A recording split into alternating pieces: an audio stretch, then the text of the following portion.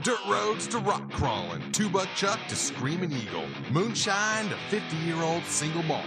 We talk about it all here on Wheelin' Wine and Whiskey with your hosts, Jason and Chris. Welcome to the Wheeling Wine and Whiskey Podcast, episode 209, and we are in Studio D, going through the Studio big D D. and don't mean Dallas. Chris, how you doing? I'm doing great. How are you? Well, I'm good. You are not in Studio D. You are at Studio W or something. Work. Studio BO. BO. That's right. BO. Body odor. Anyway, so here we are, and I am sitting here next to two guests of the podcast, episode 209 here, Samurai James and Lady Samurai, who are we're gonna have to get them new names here because they're no longer Samurai owners. Nope. So James and Rhonda, welcome to the podcast. How you doing? Hello, doing fantastic. Doing great. Thanks for having us. All right. So, Chris and I want to bring you on to talk about this epic journey that you took across the United States, almost all the way across the United States to go get a buggy because you have a sickness.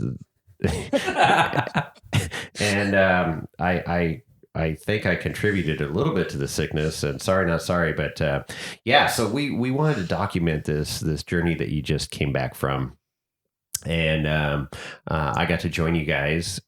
Flew out there because I didn't want to ride in a Dodge all the way out there and back, fearing that I wouldn't make it. Yeah. Wow. Let's wow. Wow, indeed. It's I think 3 I'm gonna against let that 1. one go. It's 3 against 1, so I got to get my shots in early here, you know. So, all right. Well, let's just get right into it. So, what was the impetus of this trip, and how did this all go down? Because there's a lot of buggies for sale in California, Nevada, Arizona. Is not that far to travel to.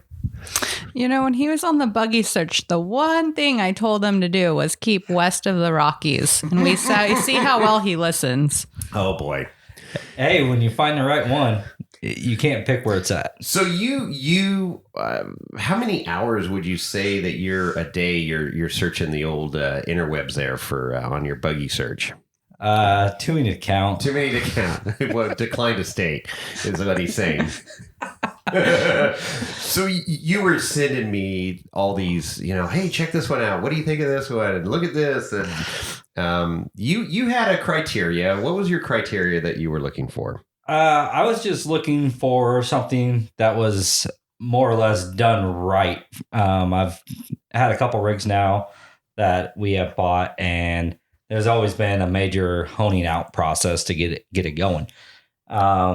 And then I was also looking for specific components. Does it have an LS? It's got to have a V8. You need to double your cylinder count. Yeah, the Woo Pals were definitely necessary. Because you were severely lacking on Woo Pals. Yeah, though I had no idea how bad I was lacking the Woo Pals until I got behind the wheel of this one. And then, so it had to be a turbo 400 or a turbo 350 for transmission wise. Okay. For an automatic. I was definitely done with the whole stick shift game for technical rock crawling. Mm-hmm, mm-hmm. And then absolutely had to have either an Atlas or like a Midnight Metalworks case, something along the lines of that.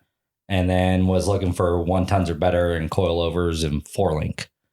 Nice. So and 4-steer was like you were pretty adamant at the beginning about getting 4-steer, but then you decided, well, 4-steer was got real expensive. Yeah, it got real expensive real quick.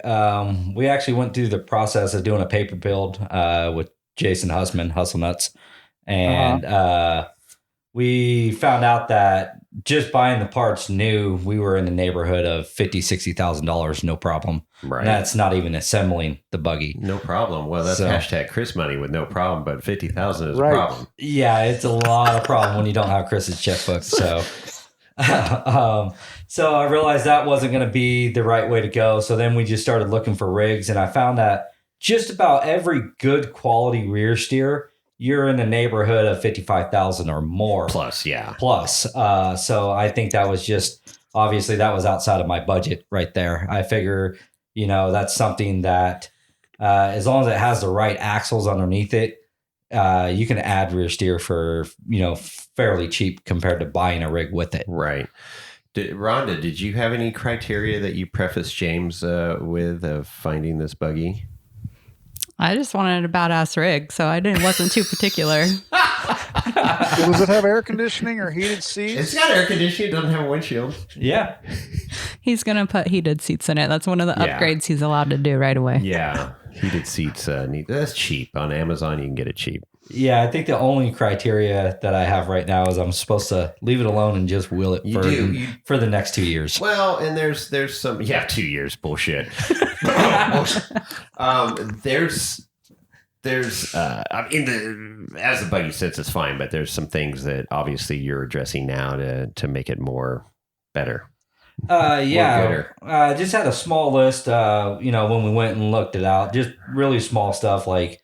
When we got out there, one of the fixes we ended up doing out there. I don't know if we want to mention it now. We'll get into that in a minute. But let's. So you find this buggy, and it's out. Where was it? It was listed at Fort Smith, Arkansas, but I believe it was Rhonda. Was it Clarksville? Clarksville, Arkansas.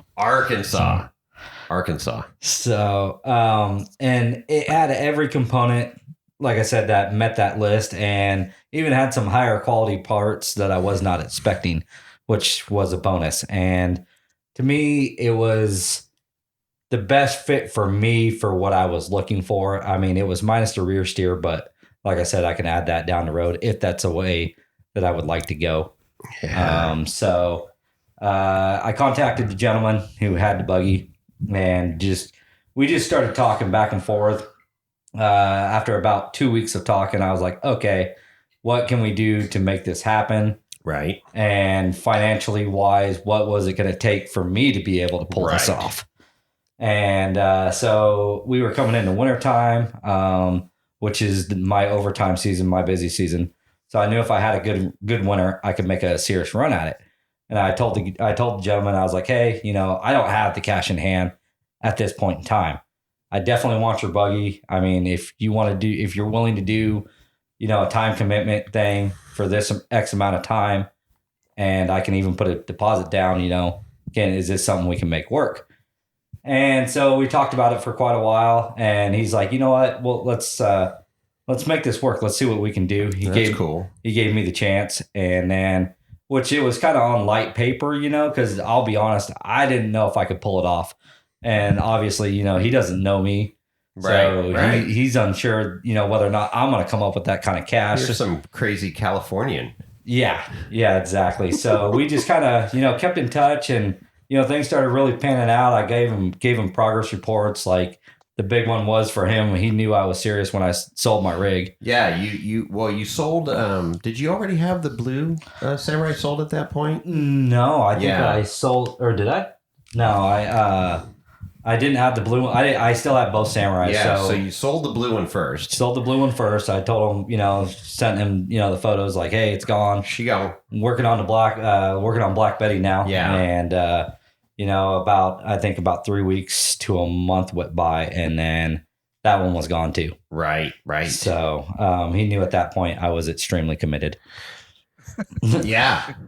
All in. I mean, that was it. So, the deal's on. It's on like Donkey Kong. You call me up and you're like, okay, we're making this happen. We're looking at these dates of traveling. And I'm like, well, right on, safe travels, have fun.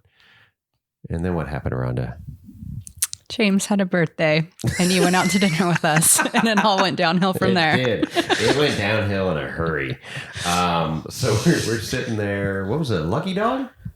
Lazy Dog. Or Lazy Dog. Okay, Lazy Dog. It was lucky for you, though. Very lucky. But Lazy Dog, good chow, by the way. It's a chain. So we're sitting there and we're talking, and then what happened? We were just like, well, how much further is it to Tennessee from Arkansas? And we looked it up and we're like, oh, it's another 7 hours. It's not that far compared to how far we're driving. So you did your magic over there and we set up the trip. Yeah. So I just messaged Ian Johnson and said, "Hey, what are you available? Are you even available this time frame?" And he's like, "Yeah, I'm available." And I'm like, "Well, so I got some buddies heading out to pick up a buggy in Arkansas." And he like responded, "Well, that's like 7-8 hours away." "Yeah, but we're willing to head out there. I could fly in. Could we make this happen, to do a little wheeling and whiskey tasting?" And he's like, "Yeah, come on down to the South." And so it was on like Donkey Kong at that point. Yeah, it was. It just kind of blew my mind that this was a possible plan that could be in the works and things like that. So it was just, it just kept building and building the excitement for going out there and hanging out and wheeling, some off-road parks that, we've never been to, and getting a crazy buggy. And yeah, it just all kind of fell into place. Yeah, it did. And then so I contacted Chris and I'm like, "Hey, this just happened." And I know, spring in the golf course business, as you say, but I was like, well, let's see if there's a chance, like Dumb and Dumber. She's saying there's a chance. There was no chance. And Chris goes, "Negative, Ghost Rider." The pattern is full. Not gonna happen. Not gonna happen. So yeah, I missed out on. I mean, I've been hearing little snippets of the trip, and I get sad when I hear about it, so I have to kind of shut down a little bit. And but I'm ready to hear all the details and all the excitement. And I know Jason and I recorded last week, and we talked about the bourbon tasting and the heading to Jack Daniel's, and a little scratching the surface, if you will, of your adventure. But I guess all the dirty details are going to come out now, and I guess there was some dirt and there was some mud, there was some carnage. That there was. There was lots of carnage and lots of mud. I'm still trying to get it out of the buggy. Yeah, that was the people were, "Oh, weren't you bummed you didn't have your buggy there?" I'm like, "No, not really. I don't have to clean the mud out. I hate mud." But yeah, it sucked because it would have been awesome if you could have been there, Chris, too. But it was like, well, let's. And I was hesitant because I'm a planner. I like to know, okay, we're going here this day. We're going to meet at this time. We're going to this distillery. And it was a very, I wouldn't say haphazard, but it was a very unplanned, let's just see what happens trip, right? So yeah, I like, okay, I'm booking a flight, and I was, texting with Ian, and I go, okay, I've got my flight booked. He goes, okay, great. And I'm like, okay, is this going to happen? And then it's like James and Rhonda are leaving. I'm like, okay, I'm flying out, we'll meet you Tuesday. And he's like, okay, we'll meet at the shop. And I'm like, okay. And it ended up working out okay. Right so I met up with you guys. I flew into Nashville, had a go to get a rental car.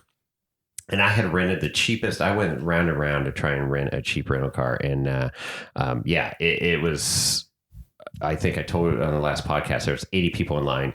Got a rental car, met up with you guys. We went to Nashville. What did you guys think of Nashville? Because that was a bonus that none of us planned on doing. Yeah, that was a huge bonus. And that had always been a bucket list item for me. So I was super happy we were able to make that happen. Totally different than what I thought. I don't know. I wasn't expecting as many people there, especially on a Monday night. And just on a Monday night, right? Yeah, how busy. But I mean, it was amazing just walking by all the bars, and there's just music coming out and people dancing and having a blast. And the few bars we found, I mean, the music was great. That was just amazing to hear, just true, like especially Layla's Honky Tonk. That was my favorite. Yeah, that was awesome. I'm glad you directed us over there at the end of the night, because that was true country and a cool bar. We were probably the youngest people in the bar, but it was super cool to listen to some old classic country with a George Strait-esque singer up there. What do you think, James, of Nashville? Nashville was absolutely amazing. I mean, it was a bucket list for me too. That was one of the things I talked about with Rhonda a couple times on the way out. I was like, man, I hope we get a chance to run down there and just check it out. So when we got there, it was pretty crazy going up into Justin Timberlake's bar. Yeah, not kick it Justin off. Bieber's bar. We Yeah, had to not clarify Justin that. Bieber. Yeah. So, so going up there and getting a great view of basically the mini strip, as I would reference Yeah, it as. exactly. And, as it was starting to get dark and, it was just amazing, all the lights and, all the people strolling around. And it was just, and the crowd was just, no matter where you went, it was just always friendly. It's just kind of a different vibe that I hadn't picked up on some of the busiest places I've been, like Vegas and stuff like that. It was just true, down home. The Southern hospitality. Exactly. Southern hospitality, and it was alive and well, which I was happy to see. And I was super stoked at the end. That bar at the end was, what I was looking for. Just true, Willie Nelson, Country George bar. Strait. It's a country bar. It wasn't a modern country bar. Yeah. I'll leave it at that. Yeah. They weren't serving Bud Light, let's put it that way.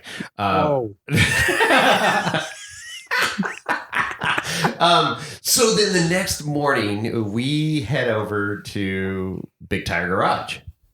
So Yes. what did you guys think? I mean, we pull up and we're like, okay, we're here. And there's no big sign or anything, right? Like, it's private. It's not open to the public. So I got to make that clear. You need to talk to Ian before you even think about heading over there. But so we roll up on the shop, Big Tire Garage, and out comes Ian and his dog Zelda. I was going to say Zeta. Zelda. That's right. Cool puppy. So, what were your thoughts? My thoughts was Disneyland, man. I mean, It was the off-road Disneyland. yeah, pretty much. I mean, there's just so many cool. I mean, he probably had a half dozen rigs out front. That was the thing. It was like a car lot out front, right? Yeah, it was just perfect. So, I'm just a car guy through and through, and it doesn't matter, the make. I mean, I'll always make fun of my Fords, but I'll make fun of Dodges. And there was a Dodge out front. Yeah, there was. But it was just really cool to see the builds that were going on that Ian had been working on or has built, and it was getting to watch them on Motor Trend or Discovery or YouTube. Yeah, it's super awesome. But to actually get there and see these builds in person was just absolutely amazing. So kind of a once in a lifetime deal right there. Yeah. Rhonda, what did you think? I mean, I probably wasn't quite as excited as you guys because I am not, as gung-ho about cars as you guys. Have the background, the history with that, yeah. But I mean, it was very cool just to be able to go there and like you say, like it's very just like nondescript. Just show up and there's a shop and all these vehicles out front. But it was very, very cool, and the builds he does is very amazing. Yeah, and it was just cool to see it in real life, right? Like you got the Colorado right there, So Chris could turn his Colorado into a Colorado. I think he should totally do that. You should totally do that, Chris. It was badass. Or you should just, since you got Chris money, you should trade him your Colorado with a little cash on top of it and just run with that. Nice. Right. I'll get working on that right now. Right. And the shop truck and the smart car that was was that on 37s? Or what was that? 35s, 37s? I think it was 35s. It's and ridiculous. A new build that he's doing. Yeah, it had coilovers with bypasses. I was like, man, I could drive that smart car. Yeah, pretty cool. The Dodge utility truck that he was doing for Cummins there. That was like, it had, I thought he said was the sixth motor. Something like that. Sixth Cummins motor that had ever been put into a Dodge. Yeah, it was a very historic piece. Dodge piece. Yeah. Of shit. I mean, Dodge piece. Was it an old 12 valve then? Yes, it was. Yeah, 12 valve. Yeah. Awesome. Yeah, Those things can be built, man. It was actually, for a Dodge, it was actually pretty cool. Yeah, it was super cool.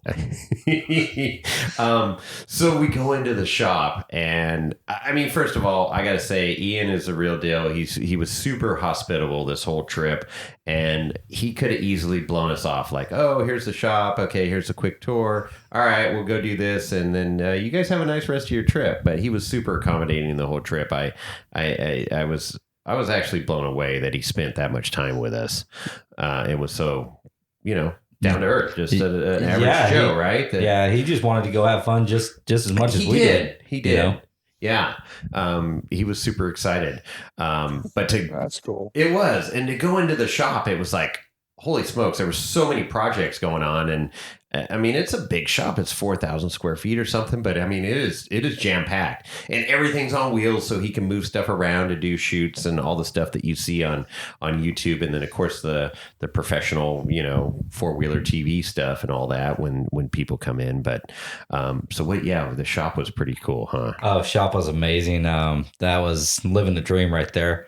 All the room he had, for the projects, and just the stuff he had, at his disposal to be able to build these things, like the right tools, and the right tools go a long way. Yeah.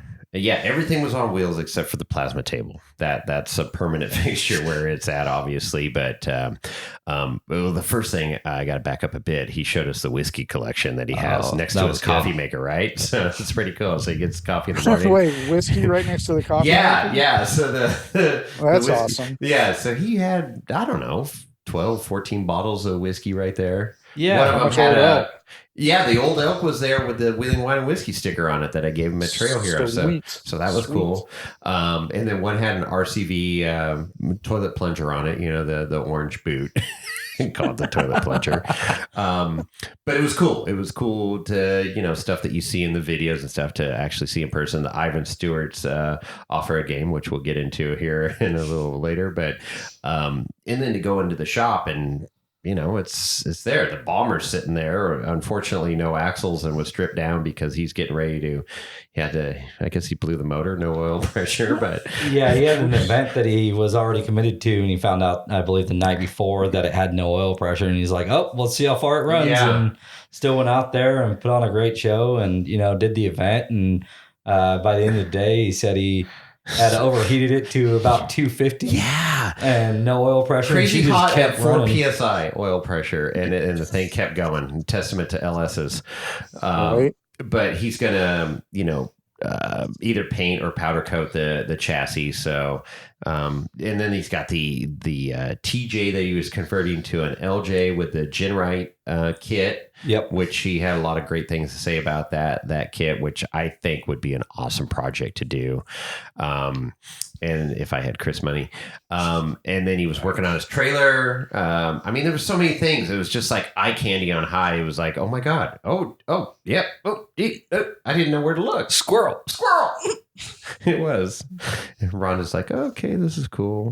No, let me take another hit of my bourbon. Mm-hmm. Pretty So much. I didn't get a real feel for the area. Obviously, I wasn't there, but is it like in the woods? Is it, on a major road? Is it like next to his house? Is it in his backyard? And this is half an hour away from his home, and it's out in the middle of nowhere.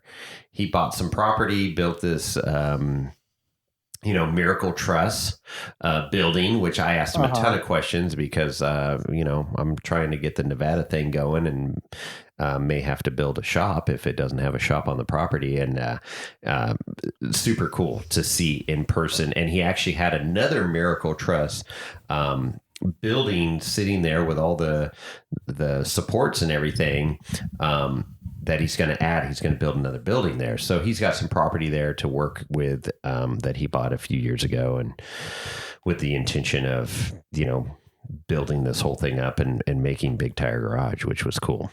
It was just kind of had the country roads feel. It was small definitely town. country roads, small town.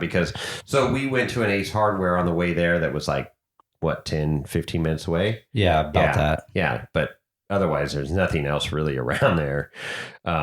Except for, Lorenzo setting up shop right down the street. Right. The Stubborn Mule. Stubborn Mule. We went and had breakfast there one morning, and I'm glad we found that one. That was a good. So it's not called the Angry Ass. No, that'd be a good name too. We should start a restaurant there, Lorenzo's Angry Ass Restaurant. We could create shots and drinks and all kinds of stuff around that. There's also known as Taco Bell. There you go. And then, so we got the tour, and then it was like, Ian's like, hey, I got to finish up some stuff. Why don't you guys go to Jack Daniels? And then, so we went to Jack Daniels, which we talked about. What did you guys think about Jack Daniels? Because I talked about it on the last episode. Jack Daniels was absolutely amazing. Just the whole feel, the atmosphere of the place. There's just nothing like it. It's almost like you're time traveling back, with that little small town. Yeah, Lynchburg, how they have everything set up. The grounds was just absolutely awesome. Just it was amazing. I highly recommend if you get out that way to go take a tour, especially if you can get, what was our tour guide's name again? Kim. Yeah. Kim, highly recommend her, and I hope she reaches out. I want to get her on the podcast. I laughed the whole time. She was highly entertaining. We had a small group. We had like 14 people in our group, and it was great to see. And it was a total bonus because we're like, let's go to Jack Daniels. It's like 45 minutes away or so. Yeah, about 45 minutes through just a lot of country roads. And driving there, I mean, it was cool, right? So when we were driving there, we passed that gentleman mowing his lawn using the horse to pull the... Yes, it was almost Amish-esque. Yeah, he was had a horse. Used to use horse-drawn mowers. Yeah, yep. He was just going around the field with the horse-drawn mower.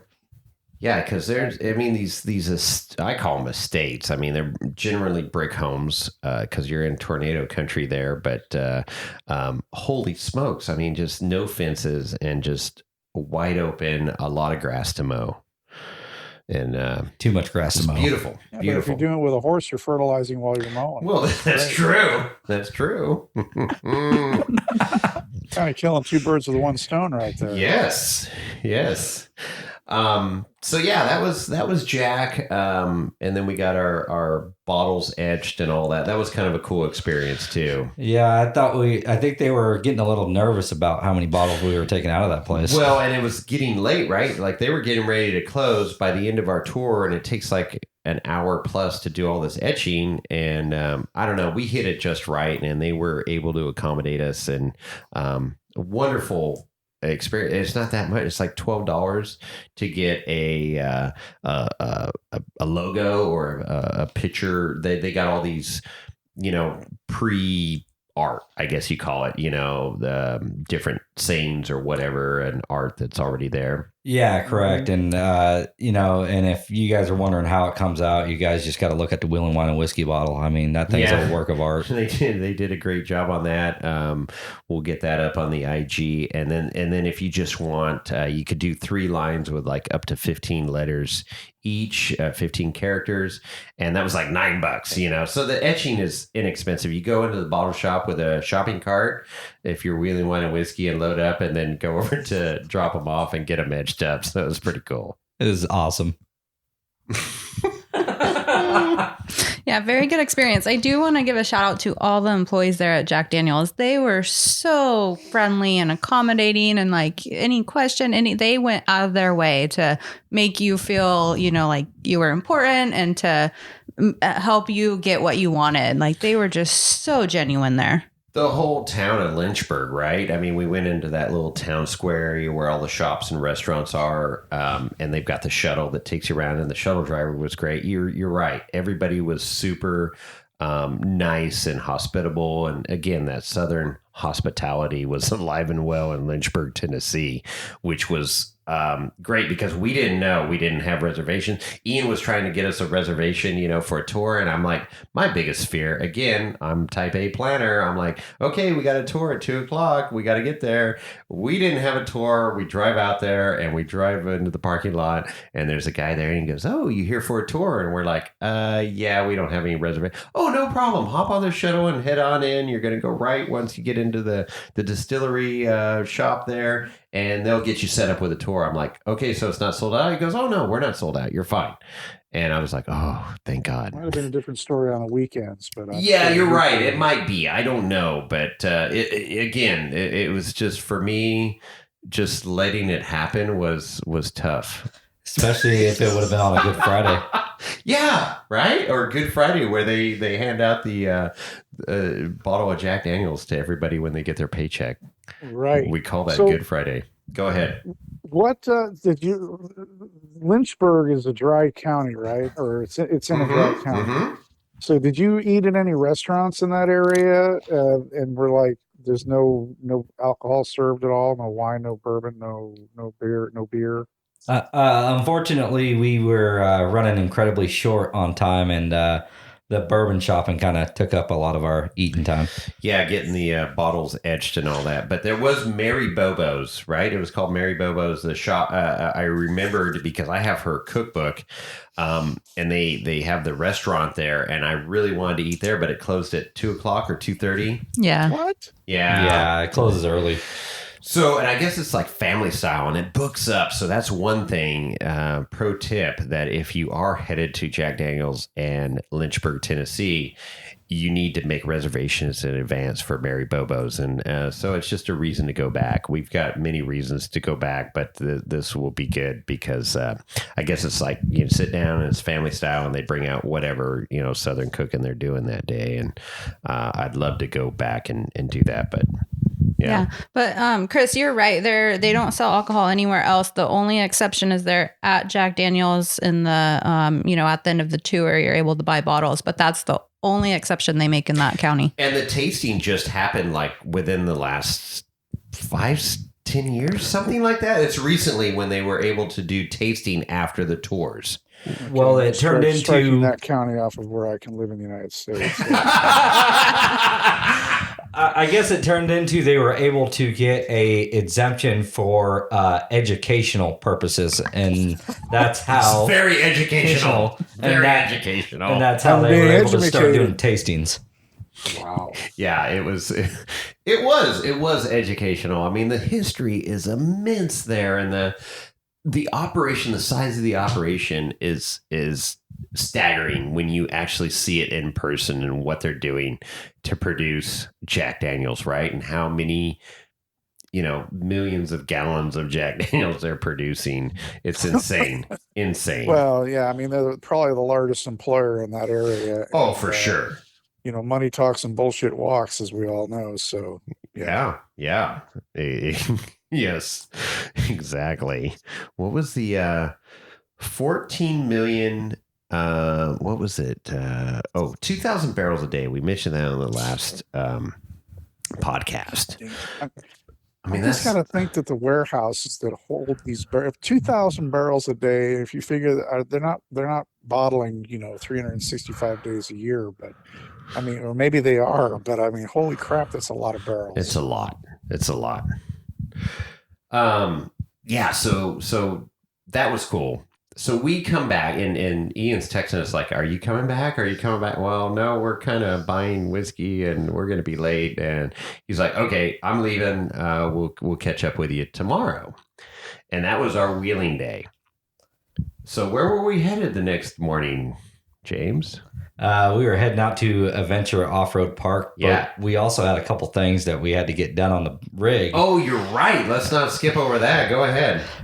So it started, and this is one of the things I just was so amazed by Ian about, we get into Big Tire Garage and we were, talking and he's like, wait a minute, you got the buggy outside, right? And I'm like, yeah. And he goes, well, let's go check out the new rig, So we all went out there and, proceeded to pop the hood, kind of go over it. And there was a couple of things like he would mention. He goes, well, if if you would like my take, I would change, this, and this. But other than that, the buggy looks absolutely great. And he's like looking forward to seeing how it wheels. And so there was a couple small fixes. There was a brake line that was just clamped off by Vice grip. It was nicely vice gripped. Okay? It was nice. They had secured it to the axle. I mean, it wasn't going nowhere. So I got to say that was a pretty good trail fix. And then the power steering pump was not shimmed properly. Yeah, so it jumped a rib on its belt, not a V belt. It was a serpentine belt, and it was one rib off, and it was and of course you look at it, it looks like it's dead on, but obviously it was not happy. So we said, hey, can we shim this? And that's where we went to that Ace Hardware and found the perfect spacers to work out. And so we got those.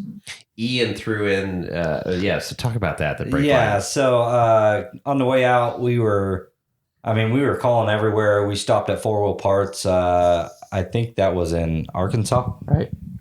No, we just gotten into Tennessee. It was Memphis. Oh, it was Memphis.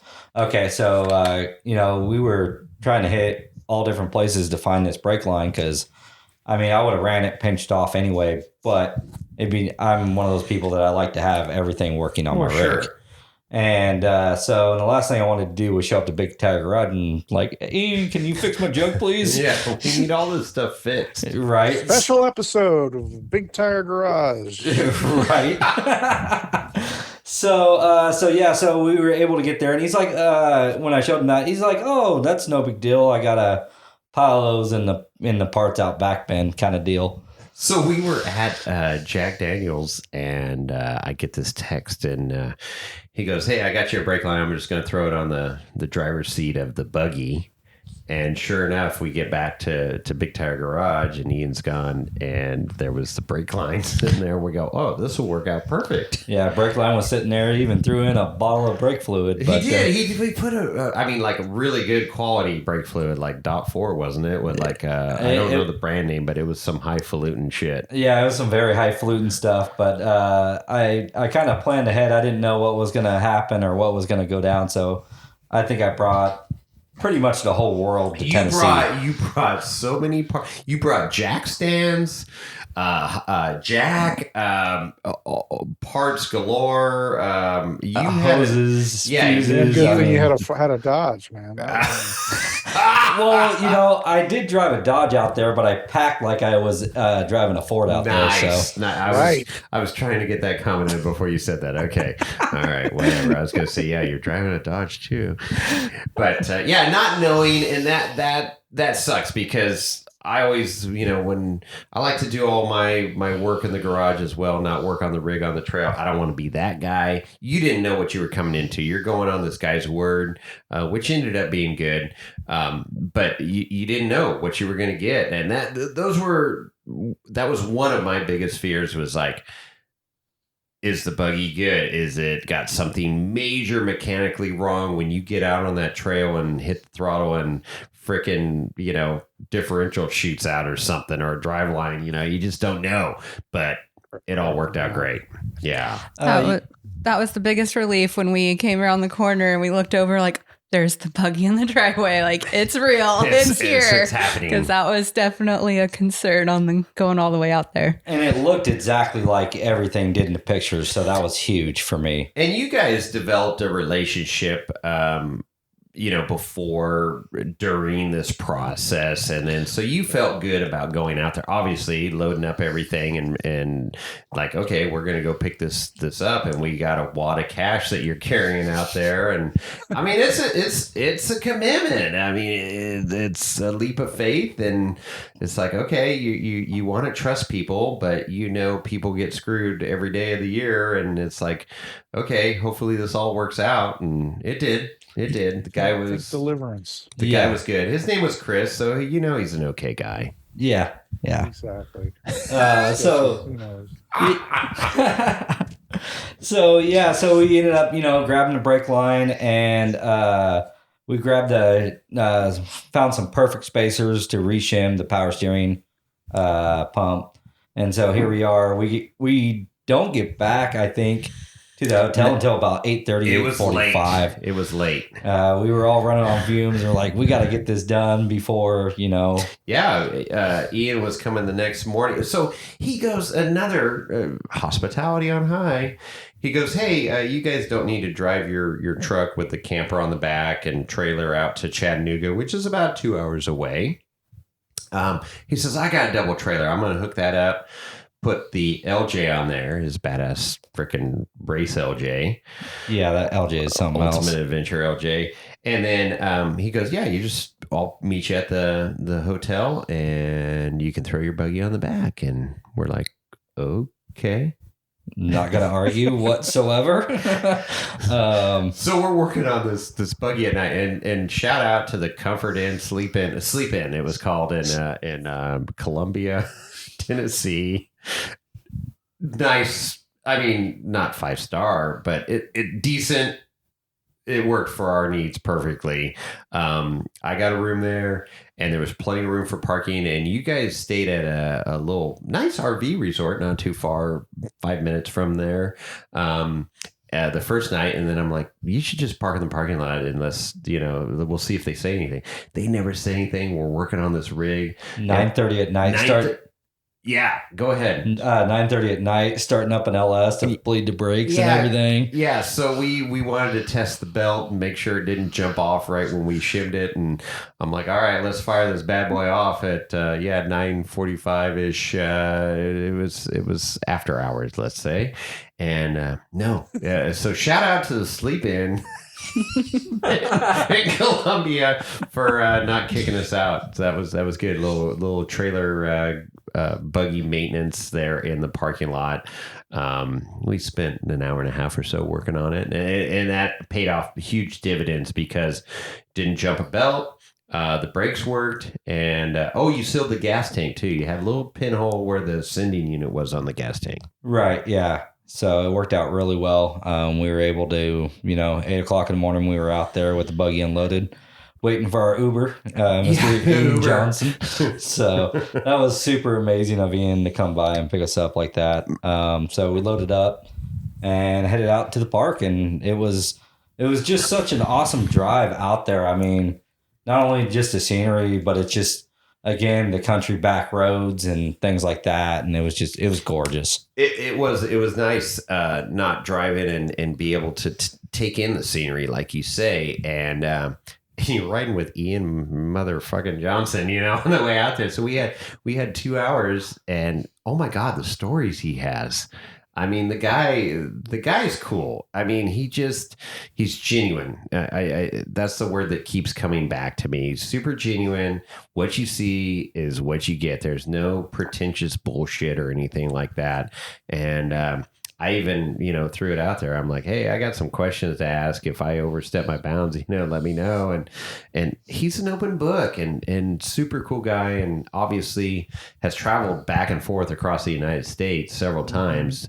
Well-traveled, and it's great. I mean, it's just, the stories were fun. Yeah, the stories were amazing. And it's just, there's so much of the other side of the coin, being able to hear his perspective of things that are going on, through the shows or, the events that he gets to go to, or the times that he, has done some announcing for, certain organizations, and to hear some of the behind the scenes stuff was just totally awesome, and to get a different perspective.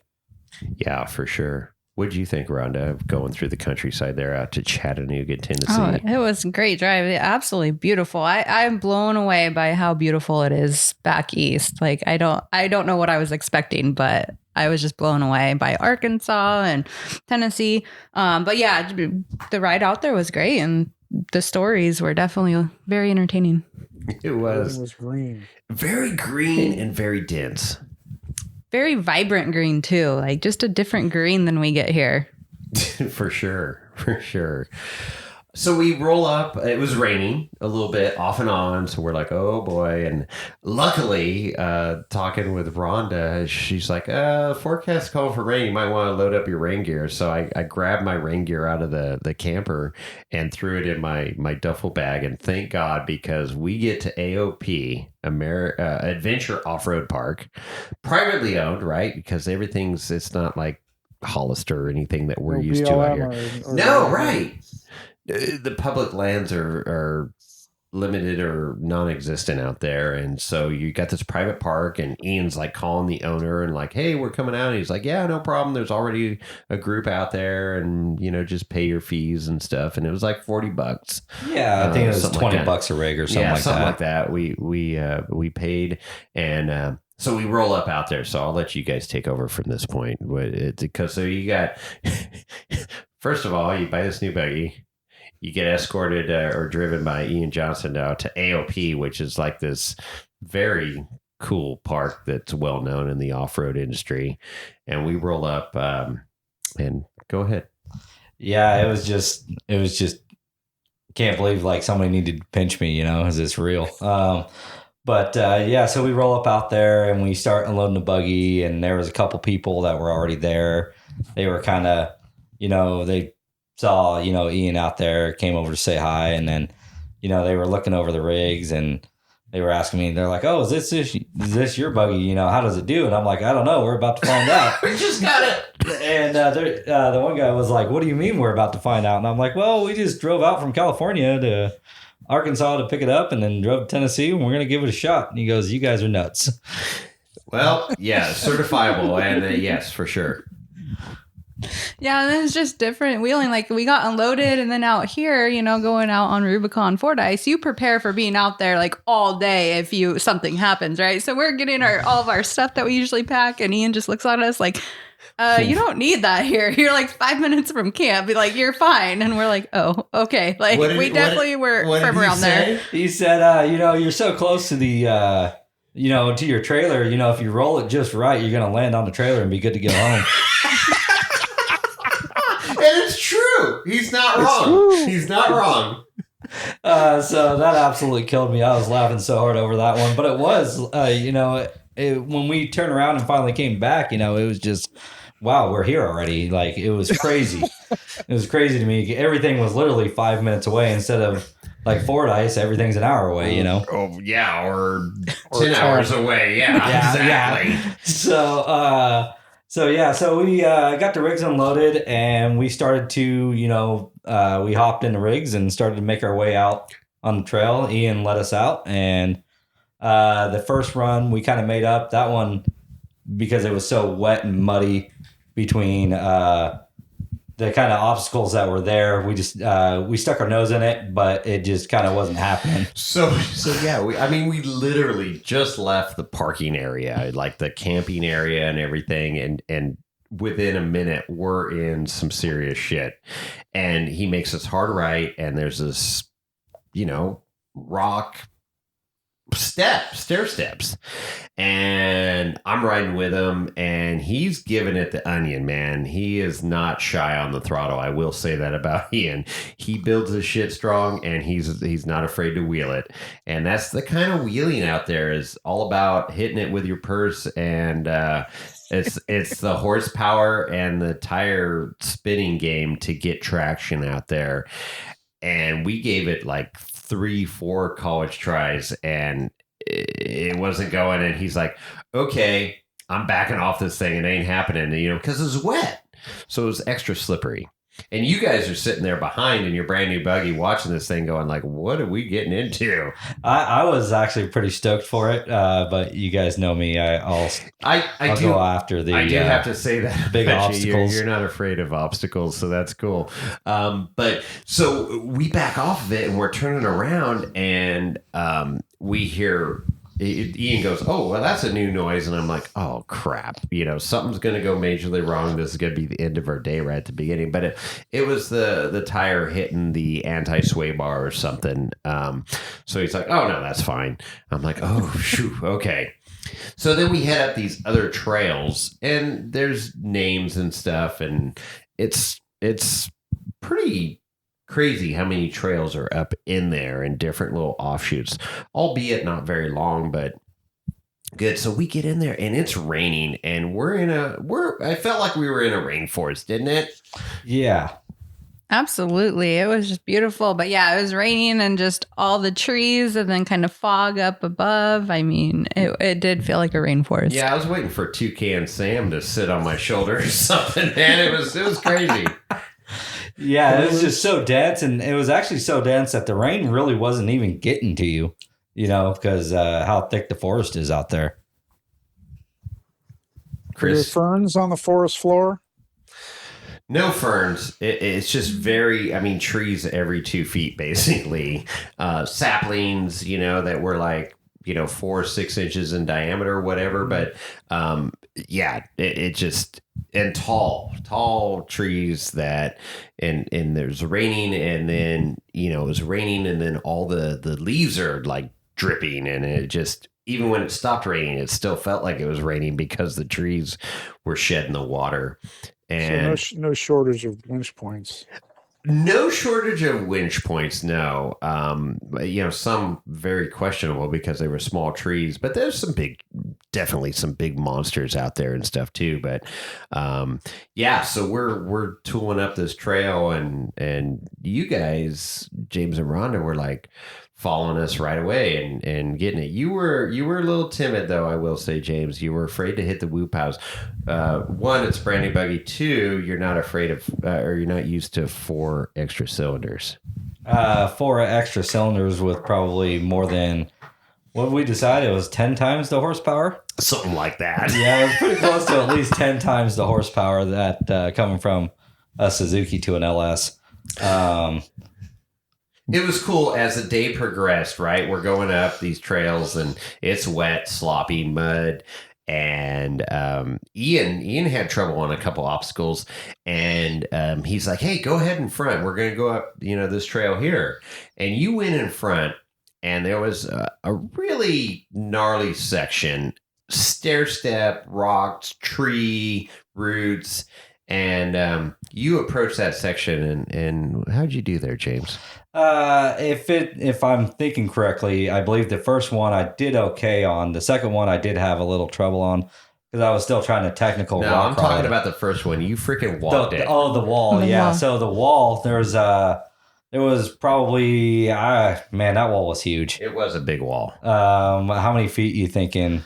It was a good 10-foot elevation change from the bottom to the top. And I just, happened to pick the right line and, felt the buggy out, kind of how it was feeling. And it just hooked right up. I couldn't believe how well those stickies hook up. It was like unbelievable. So you California rock crawled that because we're slow technical out here in the West. Because we have traction typically. I mean, the granite gets slick and stuff, but we don't have to like hammer hard all the time to get up stuff. And they're used to just laying onto the skinny pedal and making it happen. And you just crawl that thing, and even Ian goes, that was impressive. He was like, well, I was like, damn, that's pretty cool. And we went up at different wheelbase. And he gave it the whoop house, the Tennessee whoop house, as he said, left and right. The rev limiter was alive and well. Holy smokes! I was laughing. He was laughing, and had to back off and go around. And so you went up that obstacle that he didn't make it up, and then the next obstacle, we walked right up. He had the line, he had the whoop house going, and you were afraid to hit it with your purse and. I kept thinking I was hitting it pretty good because the wheels are spinning. And right. With the Suzuki, the wheels don't spin.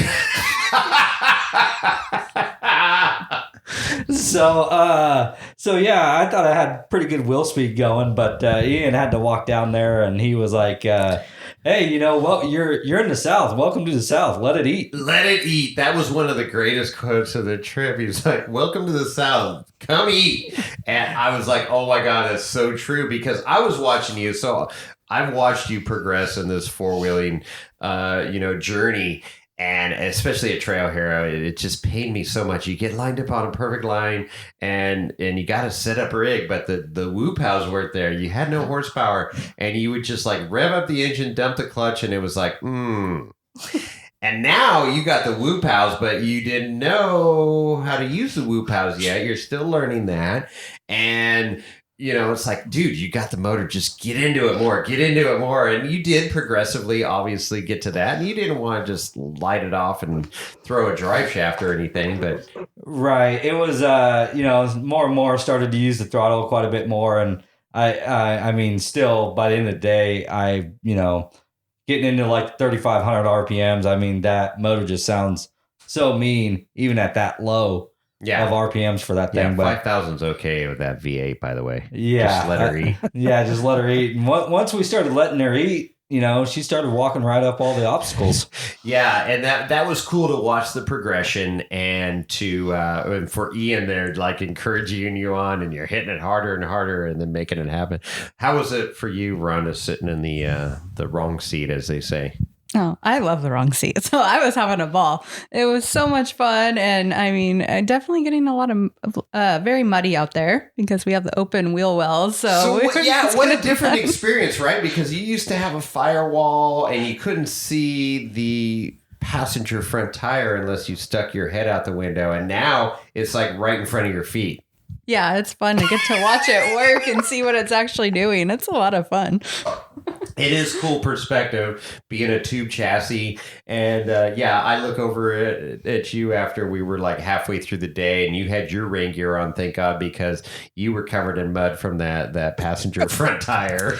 Yeah, I learned from our trip out in Sand Hollow when we went on the run with Miracle Trust and Ian Johnson and didn't have our rain gear and had to wear the Wheeling Wine and Whiskey trash bag. Oh, the trash bag with the Wheeling Wine and Whiskey sticker. Yeah, I upgraded the rain gear. That was much better. We should start selling those on the website, Chris. So trash bags with the Wheeling Wine and Whiskey sticker with a hole in the top and the armholes. Yeah, custom made. Yeah, $50. Commemorative Wheeling Wine and Whiskey rain All profits jackets. go to Lorenzo. There you go. To the angry ass. To support the angry ass bar and grill. I like it. So yeah, it was a cool day, and we get out there and we're doing all these different trails, and your buggy was working great, which I was super stoked with. Ian was stoked, and it was about 2-ish, and we're like, okay, do we continue wheeling or do we go to Chat Whiskey? And Jason was like, "Yeah, that's a no-brainer. Yeah, We're let's go going to Chat Whiskey." So we like 10 minutes later, we're back at the trailer loading up, but we got to meet up right at the beginning when we unloaded. And then when we came back, there was a group there. Some guys were from Florida, Kentucky, all over the map. All over the map. They were there for the weekend to wheel, and they had quite the setup. I was impressed. I mean, we set up a great camp at Trail Heroes, Sierra Trek, all these events. But they could give us a run for our money, man. They have some cool rigs. Yeah, especially with the shop section. I mean, that Dennis. Dennis's shop on the crawler hauler was just absolutely out of this world. So he had a cab over camper on a flatbed, fifth wheel flatbed, but he had air, power, oxyacetylene. He had a welder. On reels. It was badass, his setup. And his cab over camper, he built an extension out the back with an aluminum covering, awning basically. And I was like, this is legit. These guys don't mess around. And then Chris was there, Baby Shock Jesus. I finally got to meet. He's been at Hammers, so Liberty Mountain Fab, the Shock Jesus. So Chris is the one for the South there. He's out of Kentucky. Wygant is his last name. But got to meet him officially, handed him a Wheeling Wine and Whiskey sticker. He was working on suspension and doing some tuning for those guys, which was super cool. And it was like, dude, this guy's right here in camp doing suspension tuning with a trailer full of everything you'd ever want to suspension tune. So it's super cool. Yeah. And then, Dennis, Greg, the General Yee. So this guy was a character. We don't know his name. Do we know his name? Yeah, Chris. Was it Chris? Another Chris. A lot of Chris's in the South. I believe his Facebook name is name. Diamond in the Rough. Oh, Diamond Rough. Yes. Diamond Rough. Yeah. So it was cool. We're talking to him and I had some stickers and stuff with me, and I'm like, hey, here's some stickers. So Dennis put one right on his fifth wheel right away. And, I gave one to, Chris, the Baby Shock Jesus. And he's like, oh, and we chatted it up. And then, the General Yee, I guess the other Chris, Diamond Rough, he's like, oh, I listened to you guys. And I'm like, no shit. And he's like, here, you got to put the sticker on my fifth wheel. And I'm like, okay. so he had stickers down low, and then he had an American flag. I'm like, okay, we got to go right under the American flag. So there we go. America. Fuck America. Yeah. Oh, yeah. But it was cool chatting with those guys. And we got to try some authentic Southern moonshine apple pie, right, Rhonda? That was delicious. That would be very dangerous. So he had the cinnamon stick in there like we normally see, but then it also had like half an apple in there or something too, right? So it was super legit and super smooth. Were the revenuers chasing you? What? You know, the revenuers, the guys that would chase the moonshiners. Oh, no. We got way ahead of them. Yeah, we got we were buggies. good. We got buggies. Lorenzo We were was driving. Yeah, right. But it was cool. I mean, we were sitting there and we didn't want to leave. We were like, shit. Had we known, we should have driven the truck and the Lance and everything out there and spent the night with those guys, because they were doing a pig roast on Saturday night, right? They were doing a legit pig roast. Full pig in the ground. Yeah, and they're like, dude, you guys stay. You know, well, obviously we weren't prepared to stay, but it would be cool to set up a trip and go camping with those guys and do some legitimate yee freaking wheeling in the South. That'd be awesome. So we leave, we go to downtown Chattanooga, right? Yeah, well, we had to stop by and drop off the trailer first. We did. So he's got this double trailer. How long was that thing? 38 feet or something? 32, 38 feet, 36? Somewhere. Yeah, he acted It's like it 30-some was feet. like 10 feet and he And controlled he's it on the towing it gun. with this Nissan with the Cummins motor in it. No. Which yes. And A Titan? Yeah, Titan, exactly. Super impressive. So yeah, he had the airbags in the back and it was sagging. It was riding a little low, but it worked out really well. It was an impressive setup. Yeah, very impressive. And then when we had to, luckily he had a buddy, Tyler. There it is. There it is. Yep, that had a shop, and he let us. Thanks to Tyler for letting us park in our buggies and stuff there under lock and key. So that was cool. Yeah, so it was. I'm trying to look up the name of the shop. Yeah, that was nice because that would have been hard to park that truck and trailer my downtown gosh. Chattanooga. There it There's is. not I a was lot thinking- of space in a city. I was thinking about that. It's like, where the hell did you guys park a double long trailer with a tow rig? So it was Tom's 4x4 shop and Rock Solid Motorsports fabrication there. Somewhere near Chattanooga, Tennessee.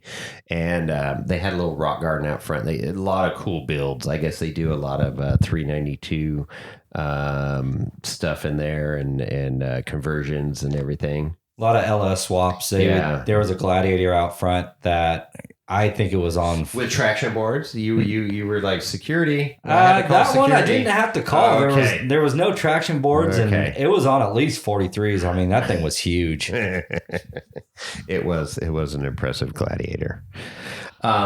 So we head into downtown Chattanooga, which has been revived, I guess. That particular section of town went through a rough spot, and so we went to downtown, had lunch, and went into their tasting room. And there was only a gal working and a guy there because they were doing a big founders tasting event that night at the big distillery, which is an old car dealership, which was cool. So we got in there, we bought some bottles and got to do a little tasting real quick. And then we headed over to the founders tasting, and we roll up on this old car dealership, the Chat Whiskey, where they, distill. And so all the bays where they would work on cars at this dealership previously was the distilling area.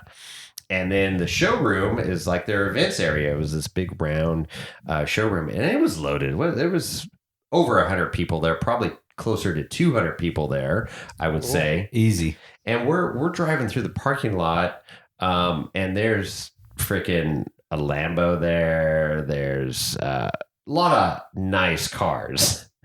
And we just came off the trail, mind you, with muddy boots, muddy pants, mud on our faces.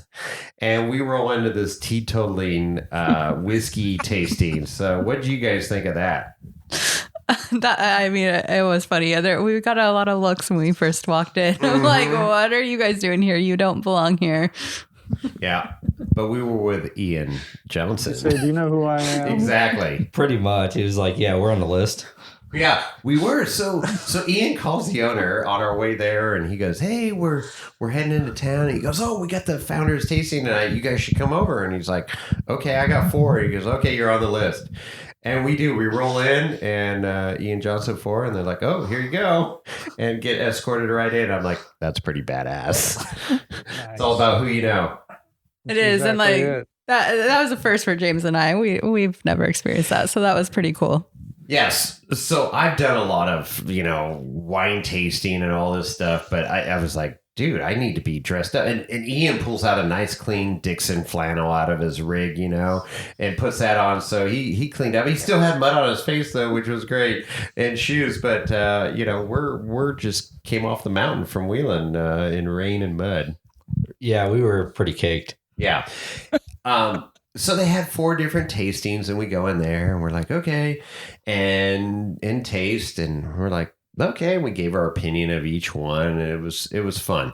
But what was really cool, to reiterate how down to earth Ian is 2 things. One, there was people there that recognized him, right? So he's very recognizable with his spiky hair. And so this one guy came over and he goes, "Oh my gosh, Ian Johnson, big fan, blah, blah, blah. And can I get a photo?" And of course, Ian's like, "Yeah, let's get a selfie," and gets a photo and looks at him and he goes, "Dude, did you just come from four-wheeling?" And he goes, "Yeah, we were just four-wheeling at AOP." And he goes, "You are the real deal." And Ian's like, "Yeah, this is what we do." And it was true. It was cool to see that and recognize that. And the other thing I got to say is, here's James, Rhonda, and I. And when you're at an event like that, a social deal, and like the owner of Chat Whiskey comes up to Ian, "Hey, glad you're here, blah, blah." And immediately Ian turns around and goes, "Hey, here's Jason from Wheeling Wine and Whiskey. Here's his friends, James and Rhonda." I mean, he immediately brought us in to the conversation and acknowledged us, because a lot of people, would just be like, "Oh yeah, the carry on. Oh, by the way, here's my friends here with me," But he made a point to make sure we were part of the conversation early on, and I recognized that, and that was super cool. Very cool. Yeah, because I've been around, pretentious celebrity people that are like, "Boo-doo-doo," and you're sitting there twiddling your thumbs like, "Yeah, I'm over here in the corner. Hi," right? So that was it, just legit. He is the real deal, and it was cool.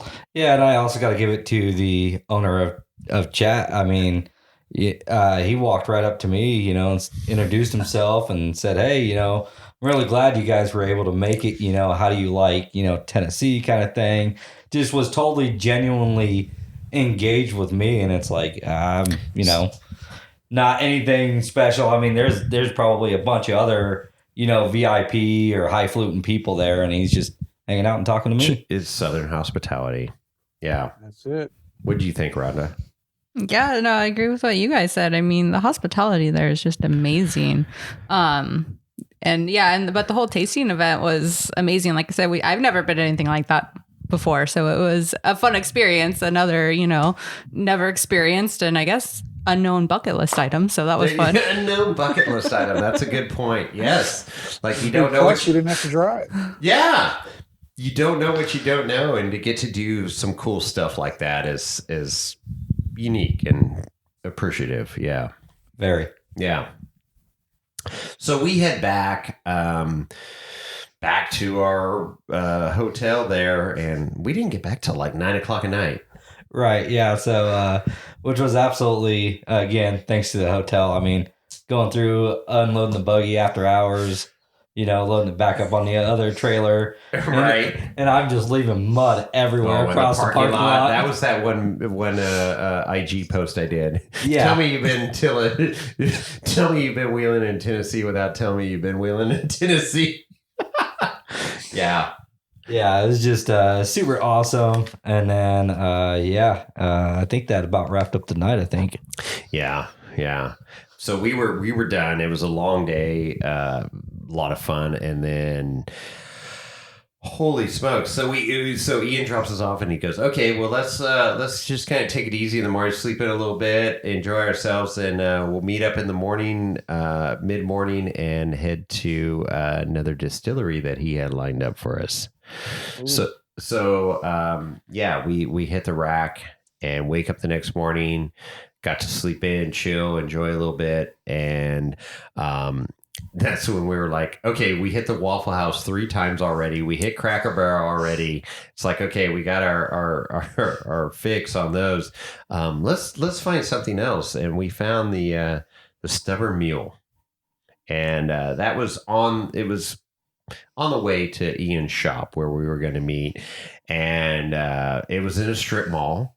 And so I'm like, oh, this has got to be good. And sure enough, we go in, and of course, there's it's all locals in there. And we walk in, and waitress, oh, welcome, and da da da. You've been here before? No. Where you all from? And we're like, California.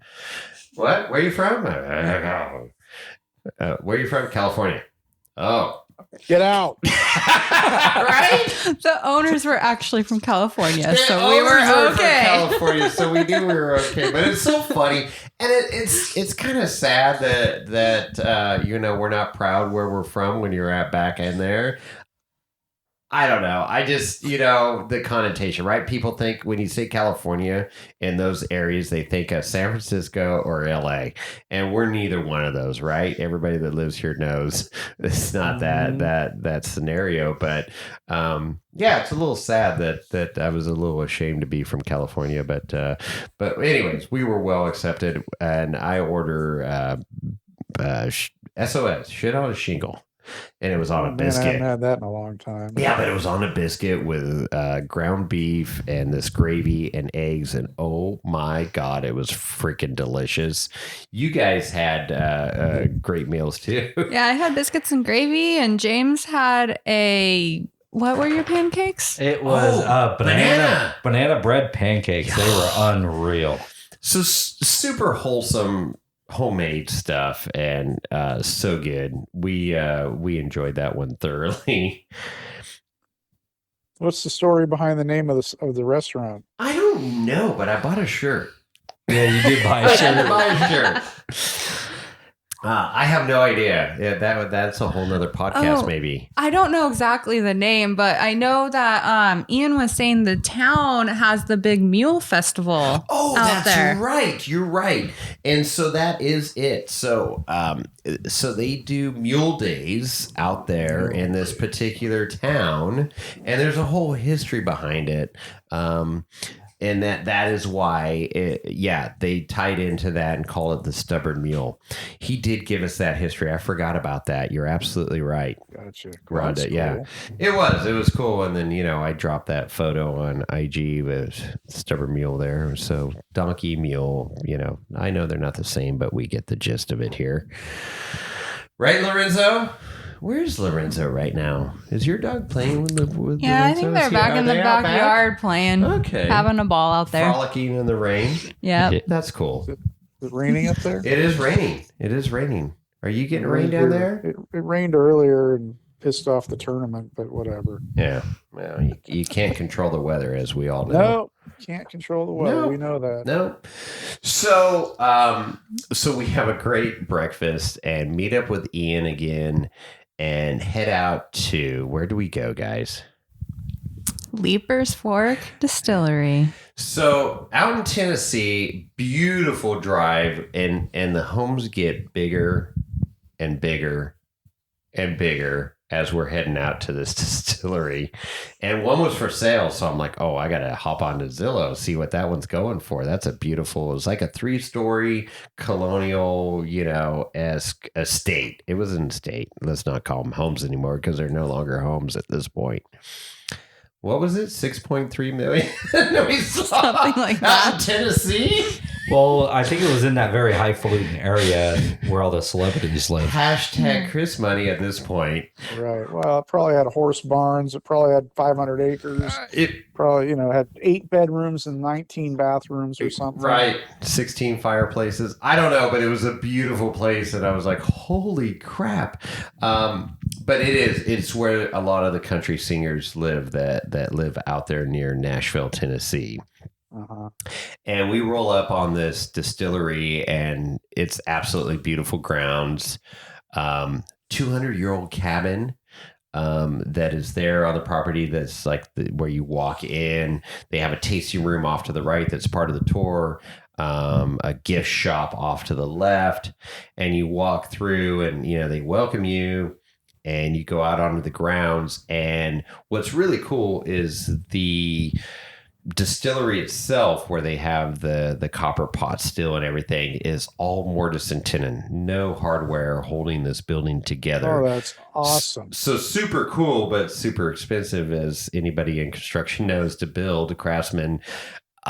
They have grounds out back for events and bocce ball and cornhole and a lawn area and stuff. And what was really unique about this place, small mom and pop operation, is they had like 6-8 different beverages you could order from a little this gal at a bar.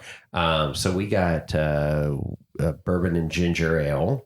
What did you get, Rhonda? A lemonade? A lemonade. Yeah, bourbon lemonade deal, which is cool. So you go over there and purchase a little cocktail, and you could enjoy the grounds. And we had like a half an hour to kill before our tour started. And we had a great tour guide, young kid. I'll call him a kid. He was in his 20s, definitely. And was great and took us through the operations. And what was fun is we get in there and they're talking about, the alcohol mold, the sac fungus, right? The black, and it's on their buildings and stuff. And it's very prevalent out there in Tennessee, apparently, because of all the distilling going on. But then we go inside and see this. So wait a minute. Yes. This is a sac fungus and what? We talked about that. The black fungus that occurs there around Jack Daniels that was in the news recently. It feeds off the alcohol. Alcohol-rich environment. And I butchered the name on the last podcast. I'm not even going to attempt it right now. But it's there. And so it's at these distilleries there in the South. And so he's pointing it out and talking about it. And then we go in and see this beautiful copper steel and everything. And they're talking about that. And then we get to, they have the fermentation going on. And they're very high corn. They're 70% corn here. Their bottle and bond is ridiculously good. So 100 proof whiskey, and they pride themselves on that one. And so we got to go in, and it was a 2-day-old mash, I think they said. Correct. 2-day-old mash.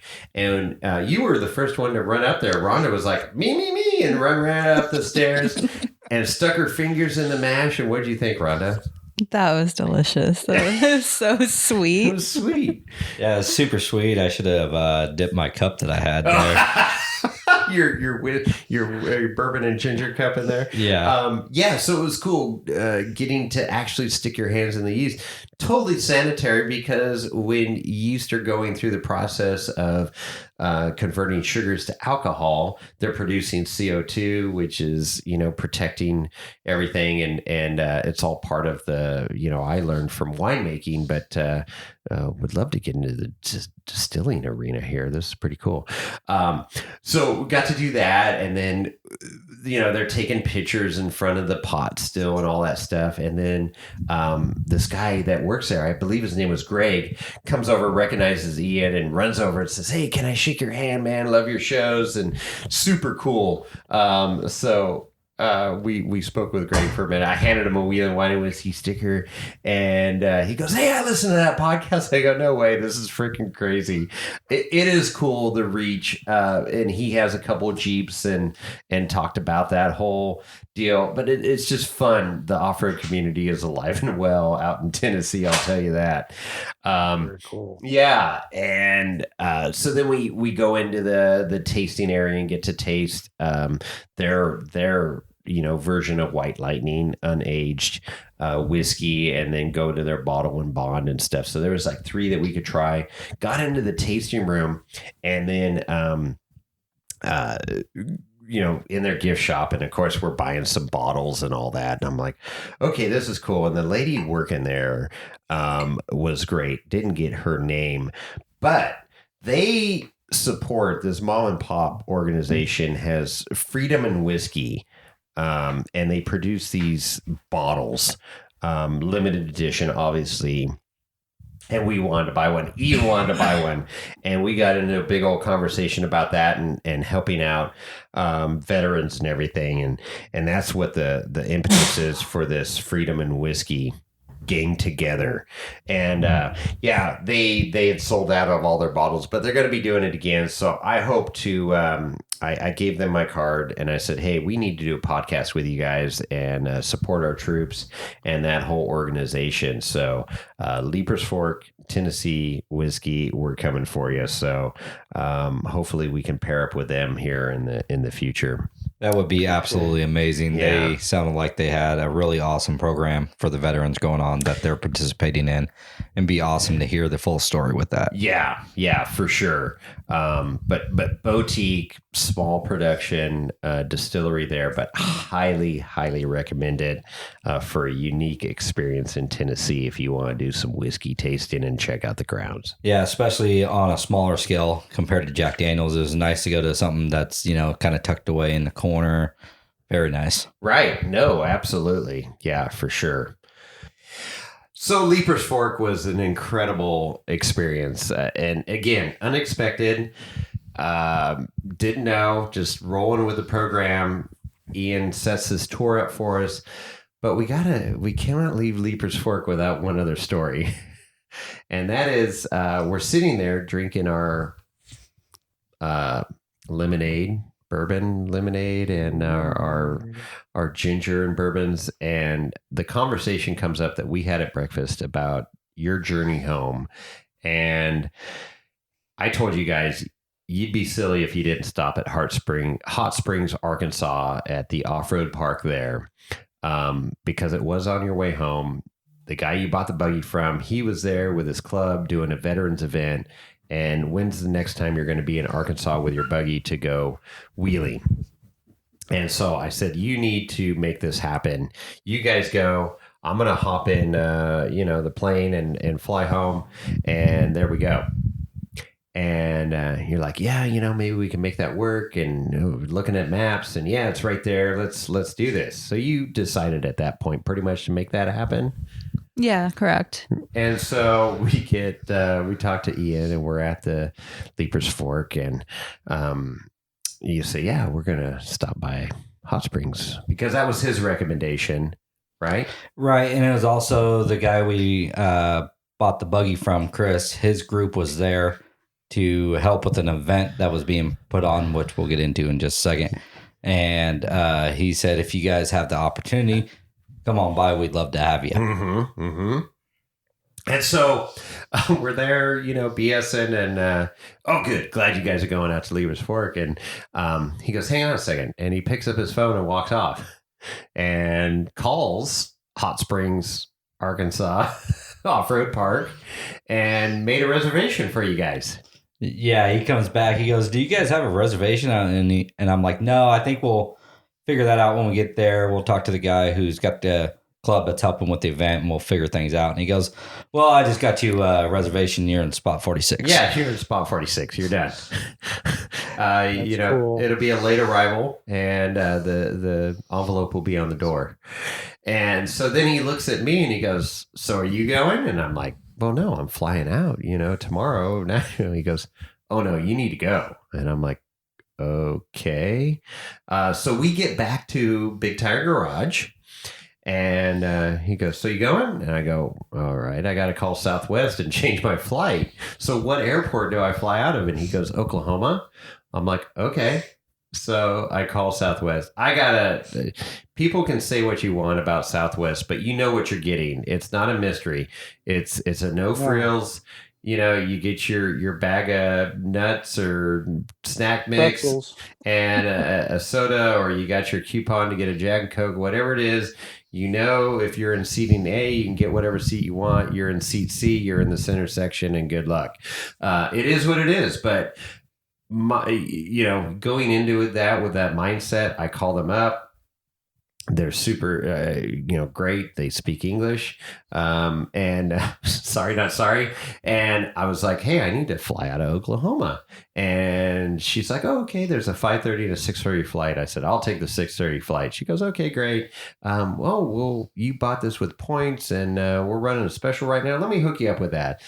So it was a nominal fee to change my flight. I'm like, book it, done. So I come back in. I was out in the shop there. They were in the front of the shop, the office area. And I go, okay, it's done. I guess we're driving to Oklahoma tonight. We better get going. Or Arkansas, I should say. We said our goodbyes with Ian and thanked him for his hospitality. We can't forget the arcade at the end there. Oh, shit. That's right. So you had mentioned to Ian, go ahead. You take it away. Okay. So on the way back, or before we started heading back, Ian asked me, like, what's next? What are you thinking of? And I'm like, well, we might have to go back to the shop and fire up that arcade game. That Ivan Stewart's Off-Road. Yeah. Absolutely loved that game as a kid. Like he said when he was explaining about how he got it, to his wife. And it was like, we've all basically bought this arcade machine, one quarter at a time over the years. Yes. So anyway, we went back and he fired up the game. He only had, unfortunately, only 2 of the wheels were working. Yeah, 2 of the 3. 2 out of 3. So I took the first crack and I held him off for a little bit, but he in turn just dominated. I think he had a little home field advantage. I think his truck might have been a little souped up. Yeah, so you played, and it was hilarious to watch you guys play. And he obviously has played this game several times, once or twice maybe. So he almost lapped you, I think, right? Yeah, he pretty much did. Yeah. So then I'm like, okay, and I'm not a gamer. I played arcade games as a kid, but I'm not a gamer, and so. So he goes, okay, and Jason, hop in here. So I go in, and then I look over, and I forgot. I used to love the Ivan Stewart's Off-Road, but there's like 6 different or 8 different things that you can have credits for, right? To pump up your truck. Nitro, tires, shocks, and all this stuff, right? The engine. And I look over at his screen and it's maxed out. Everything is maxed out. It's the best freaking off-road Ivan Stewart's truck that you could have in this game, right? And I look over at my freaking little garage and I've got 2 nitros. That's it. And I go, I called Ian out. I go, this is bullshit. Step me up. And so he reaches down, ding, ding, ding, ding, ding, gives me a bunch of credit. All right, da-da-da-da-da. And he gives me full bore. I go, now we got a level playing field. So you may have not have had a level playing field. I'm suspecting, James. That's okay. I'll just I'll just be the first to tell you I'm calling Ian out right now that I'm gonna have to come back for a rematch. There you go. So I go, okay. So you got the little gas pedal on the steering wheel. That's it. And it's just the gas pedal's hammered down the whole time. And you're going through this track. I damn near beat him. I was leading for a while. I got hung up in one of the mud puddles or water puddles there up against a wall. But then I came out and I hit a nitro. And if I had one more nitro, I would have beat him. But he had a nitro and just lit me up past the finish line. But I was close. I was super close to beating him. Super close. That was fun. So then we said our goodbyes and like, okay, we got to get back. So we hop in the old minivan and haul us back to the hotel. I pack up my bag. You guys are packing up the camper, and I check out, and we met up in Nashville. I had to return the car, the minivan. Sadly, the soccer mom minivan had to go back. That thing worked out perfect, though. We put about 400 miles on that bad boy. Yeah. It was brand new with 200 plus miles on it. And I sent it back with 600 and something miles on it. But we dropped that off. I hop in with you guys, and we flat-footed it out to Hot Springs, Arkansas. And we hit some weather.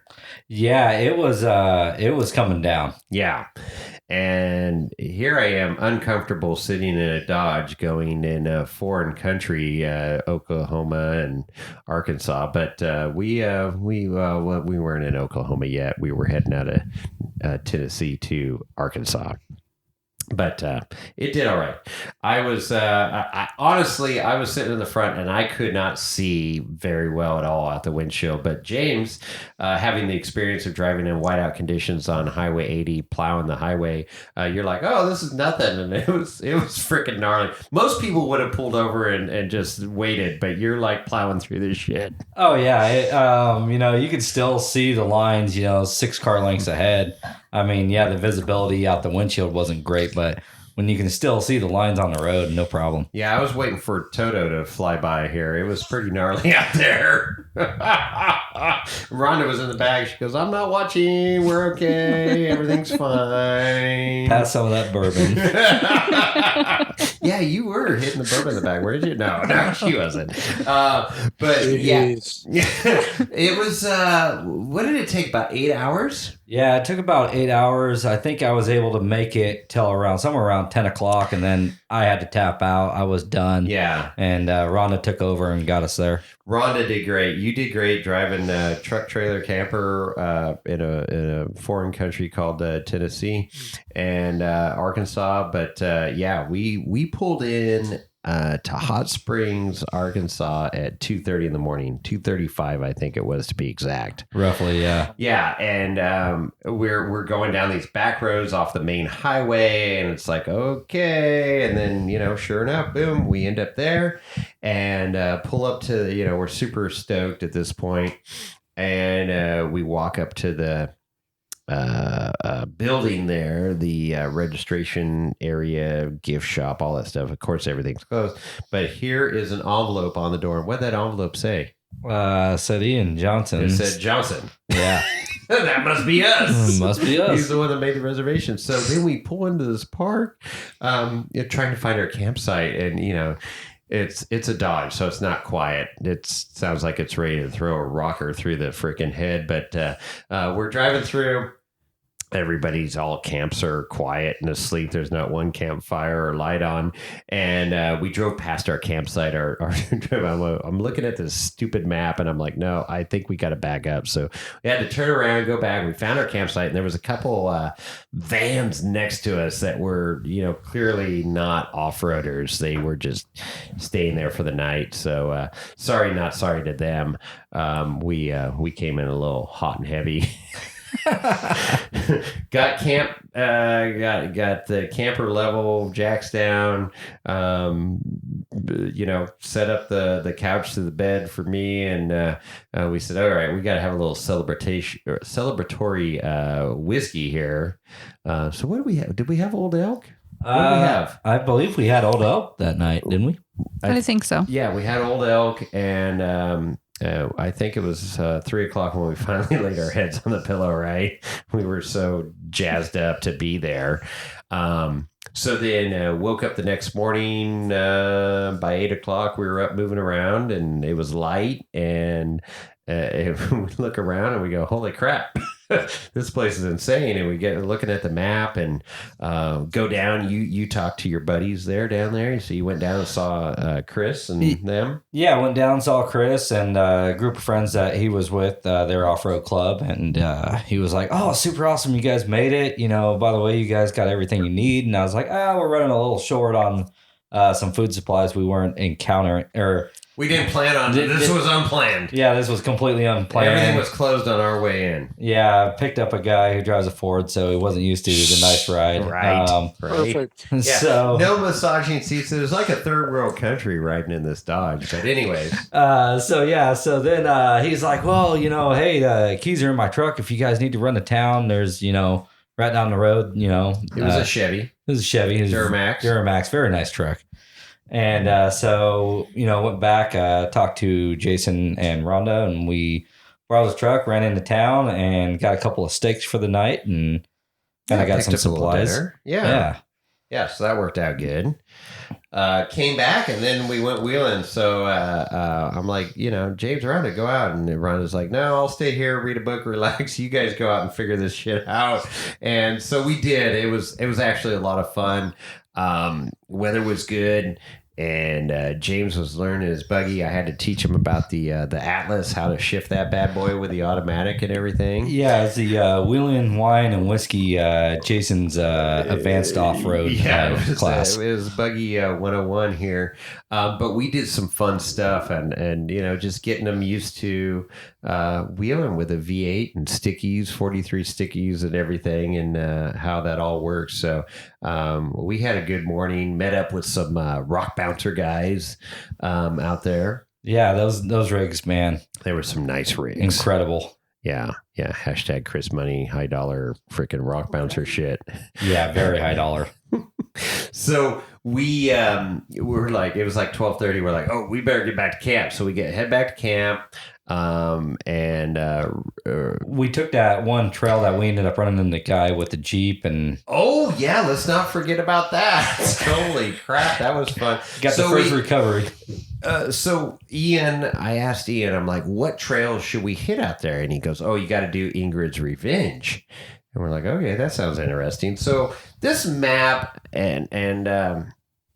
it was not very good. I mean, the way things were labeled, it was like they had groups, like A5, and it's like, okay, well, just put a freaking name on it and tell me if it's a freaking beginner trail or like, buckle up, Buttercup, you're gonna roll over.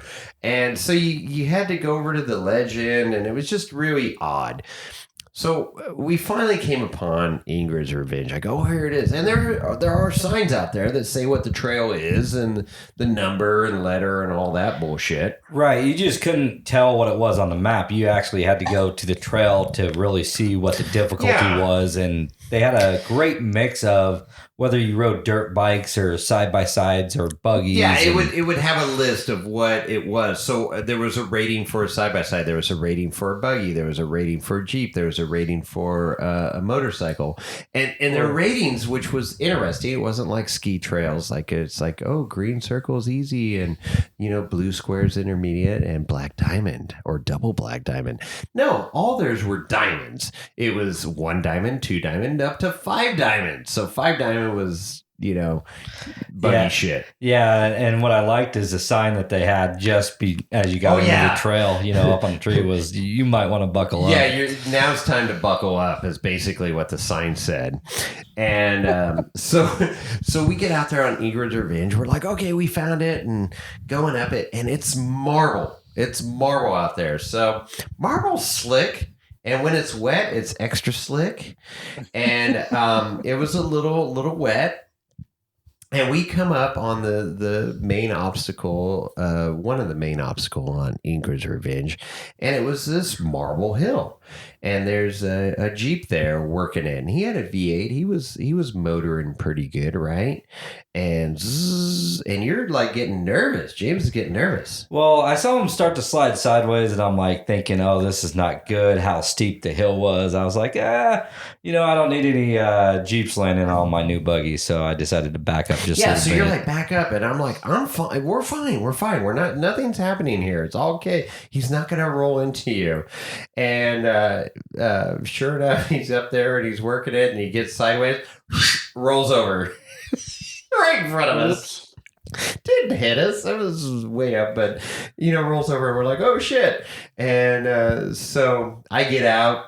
He's okay. He tried uprighting it. He almost uprighted it, trying to on his side. He came close, but he hit pretty darn hard. He hit hard, and I've got the video, and that will be on IG here soon. So look for that. But his name was Chris.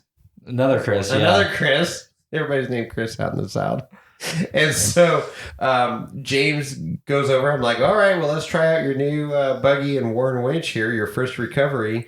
You got a nice winch on there. It's a fast 9,000, man. I don't know what model number that is, but that thing boogies. Yeah, I believe I found out later on after talking to Chris, that was basically they wanted to Warren kind of wanted to do a tribute to the old what was the model number? 8274. Yeah, 8274 winch that goes super fast, and man, does that winch fly. When you let off, when you hit the button and then let off, it's like 1, 2, 3, 4, 5 before it stops. It's a quick winch.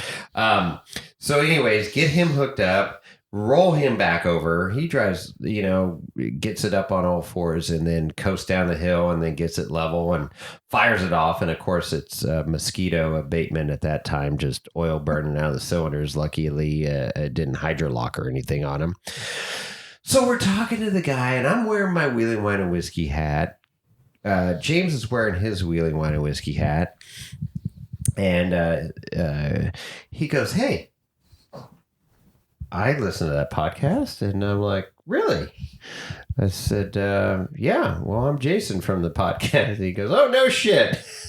So I didn't have any stickers on me at the time, but started talking, and his buddy Mark was there, and he's a big whiskey guy. So we started talking whiskey and everything. But it's funny, and he goes, "Well, where are you guys from?" "Oh, California." "Where are you from?" "Oh, California." But he goes, "No, you guys are out here wheeling from California. That's pretty freaking hardcore. That's badass." And so it's wheelers, right, in general. I don't care where you're from or what you're doing. If you're out on the trail wheeling these hardcore trails, we're all cut from the same cloth there. And it was cool to hook up with them and do your first recovery in your buggy. Yeah, first recovery went super well.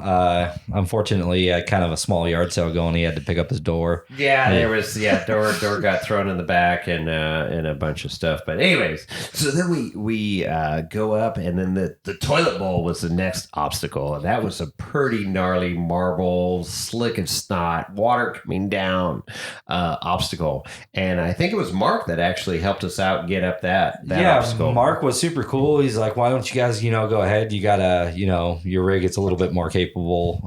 They were in full body rigs, I think, pretty much. And so they let us go on ahead. And he was generous enough to give me a spot up.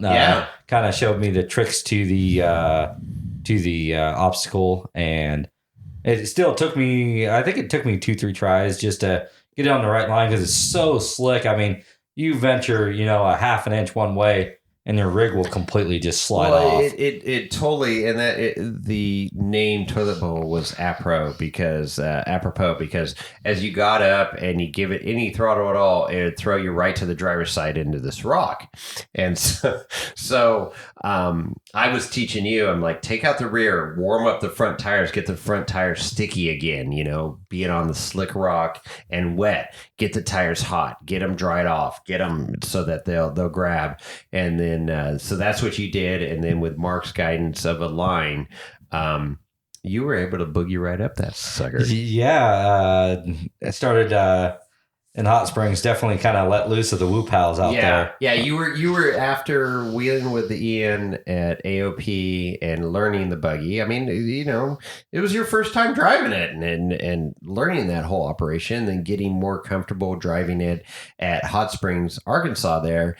And then doing some of those obstacles, and I was encouraging you. I'm like, dude, just let it rip. You got the drivetrain, you got the motor, just let it go. But you got to learn. You got to learn the feel for the vehicle. And so you were, and then you're like, okay, we got to get back to camp before I break it so I can take Rhonda for a ride. So that was it. So you guys went out. I hung out at camp, and you guys went back out. We hopped in.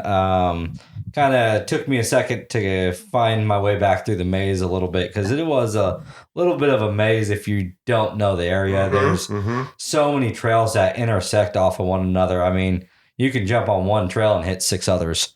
But we made it back up to, I think it was Four Fingers, started there, and we ran into the Rock Bouncer group again. And so they split right off that really steep hill. I was like, well, they're going that way. We'll run this real quick, and then we'll circle back around, and hopefully they'll be through. And so we circled back around, and that trail went super cool. I love that little waterfall that we climbed up. That was cool. That was super cool. So we circle back around, and we get up to the Rock Bouncers, and I think only one of them had gone up, and man, they were getting rowdy. I mean, they were letting her rip, man. Tater chip. It was insane. So Ron and I, we just parked the buggy, we got out and got up on the hill, and, we watched their whole group get up the hill. And I mean, like I said, they put on a big show. There was a couple of them that were, I think the throttle was on and off switch for sure.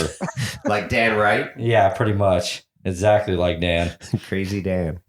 So then I gave it a shot. You and I made it up, but unfortunately, I was not able to make it up. And I actually got pretty western. I pulled the tire probably about 3-4 feet in the air. So I figured I wasn't going to push my luck out there. So, gave it the college try. But, if you don't make it, you don't make it. You move on. No, that was it. And so, hooking up with Chris's club, and I hopped in with Zach. And he had was that a YJ? What was that thing? I think it was or it might have been a TJ. I don't know. It was highly modified. It had a freaking badass V8 in it, LS, and axle. Everything was built up in this rig, and he had harnesses, and I saw him put the harnesses on, so I knew I had to put my harnesses on in the passenger seat, because that's what I tell my passengers. I'm like, if you see me put the harness on, you better put yours on, because things are going to get a little western here. And Zach is not afraid of the skinny pedal. I don't think anybody out there is afraid of that skinny pedal. I think it's inbred there, that you mash it to win there. And that's how you have to drive it, because it's all about wheel speed and horsepower to get up this slick ass snotty shit. Owl snot.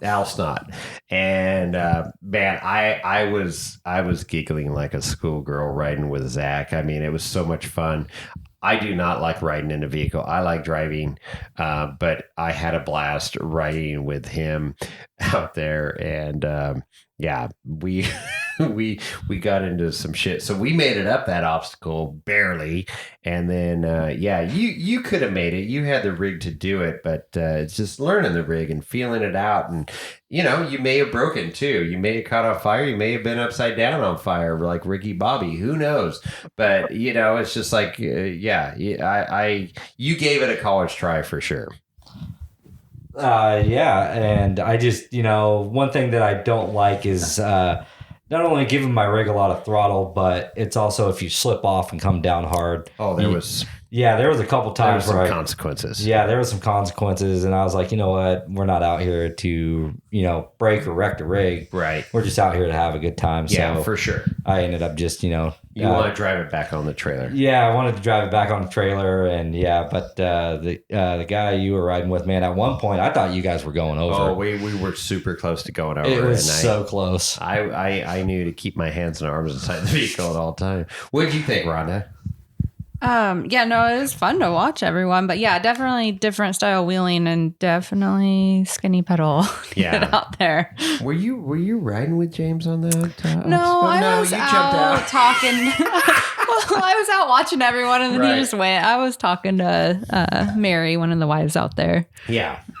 So and then Chris, the guy I bought the buggy from, he didn't want to be without a rig and miss his trip, so he actually ran out and bought another buggy, and he was able to get up in that buggy. So that was super cool. That was a pretty cool buggy too that he had. Yeah, it had a huge trunk in that thing. Yeah, you could have put Tyler Ford in that thing. You put a Yeti back there, man, big old Yeti.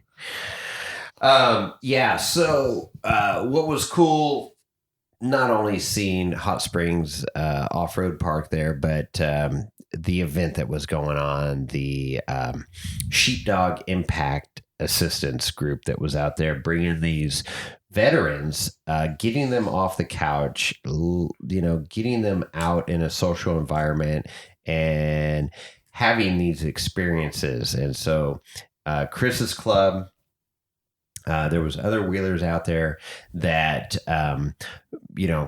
volunteered their time and right seats to give these veterans a ride and show them a good time. And that was super cool. We got to witness the morning meeting on Saturday where they had breakfast. They had some motivational talks and, the mental aspect of going through what they went through and, just craziness, right? I mean, this world that we live in and fighting for your country, and then you come back, and you're like, trying to live a normal life trying again. to live a normal life again after what you went through, and I don't even try to assimilate with that and know what they go through, but it's traumatic.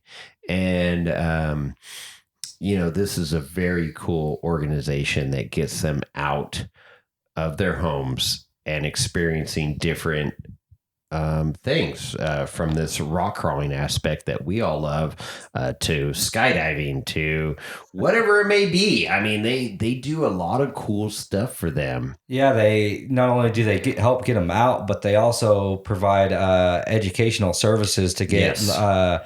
I forgot what college the one was going to, but it was a pretty up there school. Oh, really? Up Okay, there that's college. cool. And do you remember what it was, Rhonda? Yeah. But anyway, it was one of the top colleges in the nation that they had provided funding for him to go back to school to get a degree so he could get back out there in the workforce. Yeah, so this was the Sheepdog Impact Assistance out of Roger, Arkansas, and their IG is Sheepdog IA, and it's pretty cool if you want to look into that and see what they do. It was cool. I wish we could have stuck around Saturday to do more with them, and go out and run trails in the rain and stuff, but and the dinner that night. But unfortunately, we had to get back on the road. You guys had to get back home. I had to get back home, and we had to get to Oklahoma. So we left shortly after that breakfast meeting, and everybody went out onto the trail, and we said our goodbyes. But super cool. Yeah, it was absolutely amazing. Ian was 100% correct on making it like you guys have to hit this. Yeah, I'm glad we made that decision, and I joined you guys, and thank you for allowing me to ride in your Dodge and sleep in your Lance there. So that worked out well. Yeah, I was wondering if you were going to sell the Ford when you got back. No. I turned on my massaging heat and seat heater and all that stuff, and I was like, no, this Ford life's for me. Whatever. But yeah, so you dropped me off at Embassy Suites in Oklahoma. I got a ride to the airport, and I was off and back to San Jose, and you guys were flat-footing it back to your home in Sacramento area of California. So yeah, you made it back home when, on 11-ish? 11 p.m. on the Sunday. So what were some of the stats there? I know you did some figuring while we were driving, Rhonda, and it's pretty staggering how many miles and everything this whole trip. So we went through 8 total states. We did make it through Georgia just a little tiny bit on our way to Chattanooga. So that counts. So 8 states, 73 counties, and it was 73 counties. And which counties are dry and I should avoid? Oh yeah, there you go. I didn't do that research. You can do that, Chris. And then over 5,000 total miles. Wow. With everything. Holy crap, over 5,000 miles and the Dodge didn't break down. How much diesel? I don't know. I was gonna write all those stats down like each time we filled up, but that didn't happen, so I don't know. Well, my bank account says way too much, Chris. Sure. It was purchase price. Right. It was really good. I mean, there were some tanks that you get out there in the flats, no wind, and it was it was fine. Actually, I think a couple of times, even Rhonda had it up to about 14 miles a gallon towing, which is pretty impressive. Yeah. And then there was a couple others that we got into a crazy wind, and I think I only got like 6 miles a gallon. Yeah. Yeah. I always compare it to that when you get when you're coming back from like King of the Hammers and you're crossing Mojave there near Boron, and that headwind's coming off of Tehachapi, and it's like that one year I think I was getting 8 miles per gallon because I think I was fighting a freaking 60-mile-an-hour headwind. That's exactly what we experienced coming through there. It was crazy how windy it was. It actually shifted my camper a little bit in the bed, and yeah, it was more of a crosswind when we were coming across there, and I literally had to hold that if you're looking at a clock, I had to hold a straight line. I had to hold it at about 11 o'clock or 10:30, just to hold a straight line. Yeah. It was ripping. That's exhausting, isn't it? Yeah, I can't lie. I think I started going downhill pretty good there. Once we got to, I think, through Tehachapi, back through Bakersfield and on 5. I forgot where we rotated out, but I tapped out and I was out. I mean, Rhonda was like, "Hey, we're home."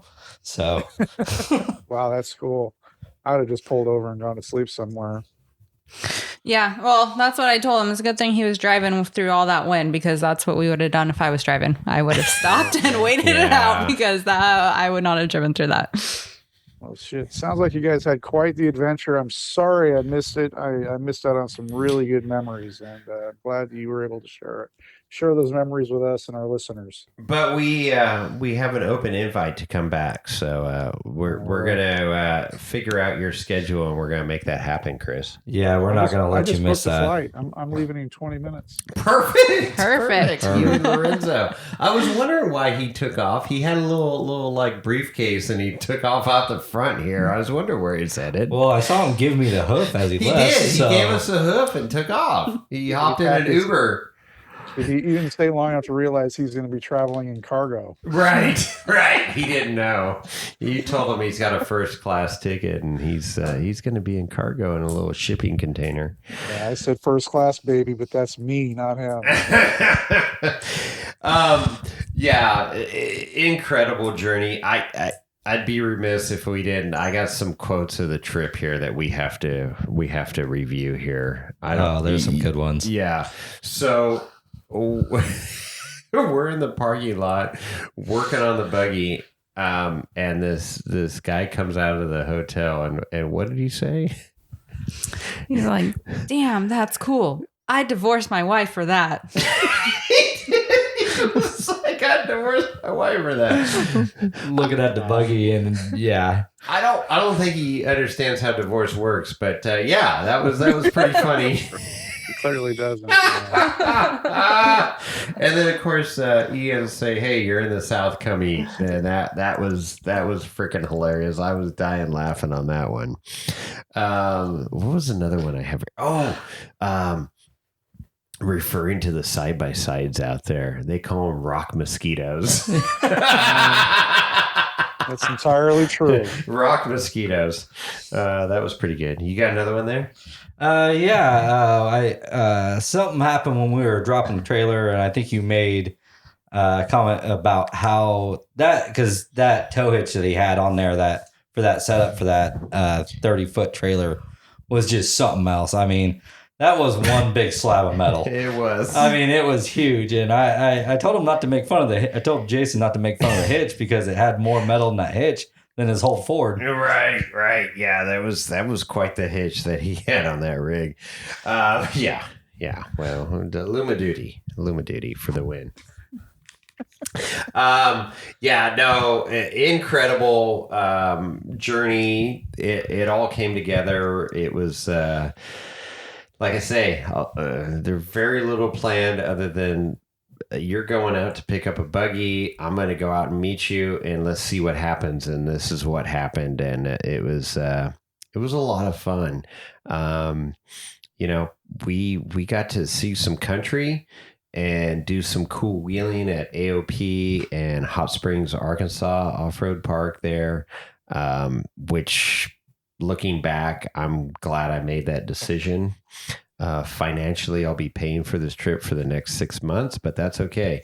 It'll be fine. I'm better off than you guys, though. You bought a buggy in the process, but it's great. Yeah, I got to start spending some of your money first. Hmm? What was that, Chris? I was just going to say, in Wheeling Wine and Whiskey After Hours, we'll talk about the banjo music and the you got a pretty mouth. You all got a pretty mouth, yeah. No, Southern hospitality is alive and well, and a very, very cool to get to experience some of that stuff. And I definitely want to go back with my buggy and go wheeling with these guys because they like to party. Yeah, they like to party and they love that horsepower. Mm-hmm. Perfect. Rhonda, you got anything else? No, just that was an epic trip. I think that was one of my favorite trips. And glad you can meet us out there and make a lot of that happen for us. So thank you. And just an amazing experience. Yeah, definitely got to say thank you to Wheeling Wine and Whiskey for making a lot of that happen. So, Well, it's just, we give till it hurts here at Wheeling Wine and Whiskey, like we like to say. I wish I knew. It was just, one of those things that just kind of came together, right? And in hindsight, I never would have thought all this would have happened. And it was great. And, I got to say, Ian Johnson's the real deal.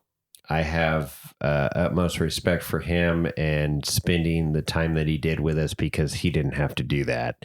There was no, we're nobody. And we weren't, freaking Baja Designs or some big ass company coming out there, right? And where he would accommodate us. But we're just the average Joe four-wheeler, and he, the Southern hospitality was alive and well, and it was super cool. So thanks to Ian for doing that. And Chris, we're going to go back out and we're going to go Kentucky. That's what Ian said. We got to go out to Kentucky. So we'll make this happen again. But for now, that kind of wraps up this part 2 of this epic Tennessee, Arkansas, Oklahoma, freaking Georgia, Alabama, Chattanooga, Texas. Trip. Yeah, you guys did the gamut here. 8 states, you said, and how many? 73 counties. 73 counties. Holy crap. Right on. Well, glad you guys had a fun, safe trip. And the buggy. Tell your story. The buggy has landed in California. Yeah, white gold is here to stay. Yeah. So we need suggestions from our listeners of what James and Rhonda's new IG handle is going to be, since they're no longer Samurai James and Lady Samurai. And white gold, you'll have to DM me why we call it the white gold. And Chris, how do they get a hold of us? Oh, you can email us at Chris or Jason or Lorenzo at wheelingwinewhiskey.com. You can also do the IG, which is Wheeling Wine Whiskey. One of the best ways to get a hold of us, of course, is to leave a voice message at 408-800-5169. That's 408-800-5169. Leave a voice message and we'll get played on the air. Exactly. So, yeah, I think we're pushing 2 hours here, Chris. We're going to put a bow on this episode. And, super cool. Super cool. Glad we can make it happen. Any final thoughts, guys? Let's go wheeling. Can't argue with that. All right. Chris? We're out.